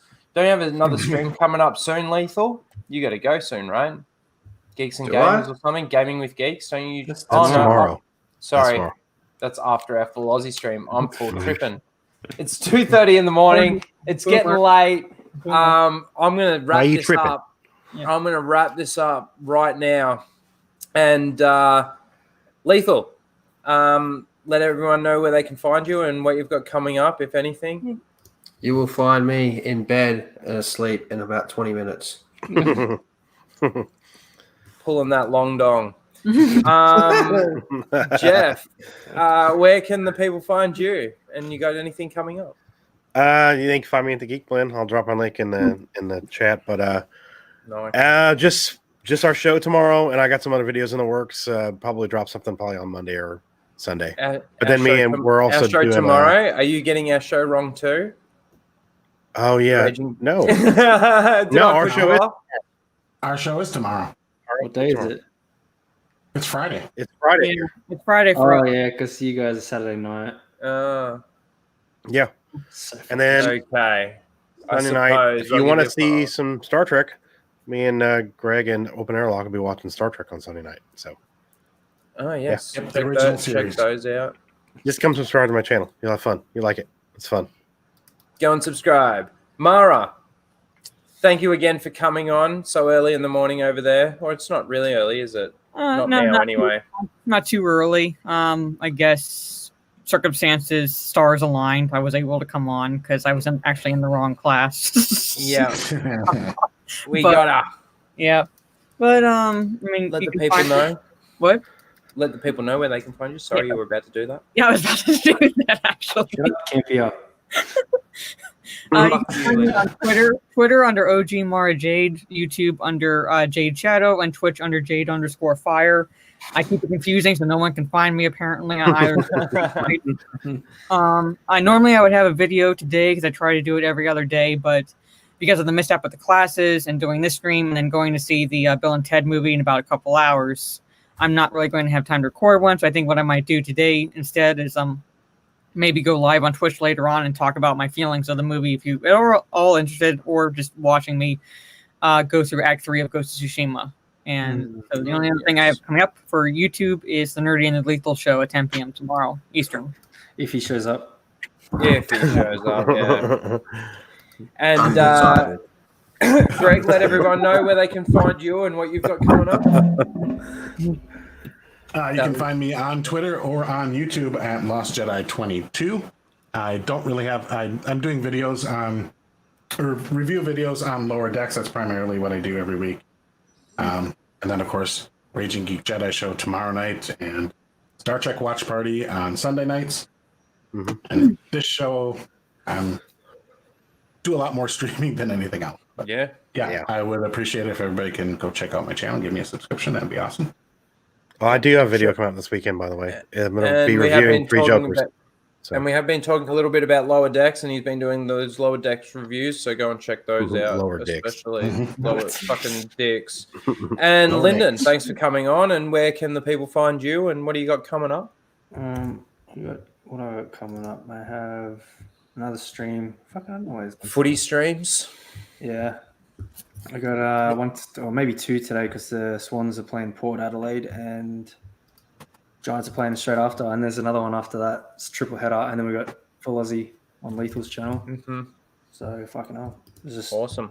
Footy everywhere. Well, go and subscribe to Lyndon. He's been doing really well. He's been doing a lot of streaming, but his subscribers are climbing, and he's doing good. So let's keep that moving. And as for me, you can find me tomorrow or later today, I should say, for all you guys in the States on John Talk's channel for the Fantastic Four. Then tomorrow night, we got Lethal and Lyndon. We're doing the full Aussie, of course, on Lethal's channel, and of course, the Raging Geek Jedi show. So you can catch me there. And please go and check out my video on Ray if you haven't. Everybody that has watched it, thank you very much. Thank you for your comments. It was was a good video. So thank you. And we've got the other one coming very soon, which is going to be on Hyperspace. But everyone, thank you very, very much for coming. Thank you. Yeah. And I just want to go out with this. I'm not the only one that boomers shit. And there was a reason why I played. There's a reason why at the beginning of this stream I played what I did after my first stream when I boomed it, just so that I could share a bit of this. She's not here, and I haven't seen her in the chat. I'll speak for her. Kiss my grits. Yeah. Thank you. All right. So on that note, we will say bye, everybody. Bye, guys. Bye. Night. Good night. Yeah, she was. By yourself. You're alive. Look at that. Chrissy, that wasn't the right button.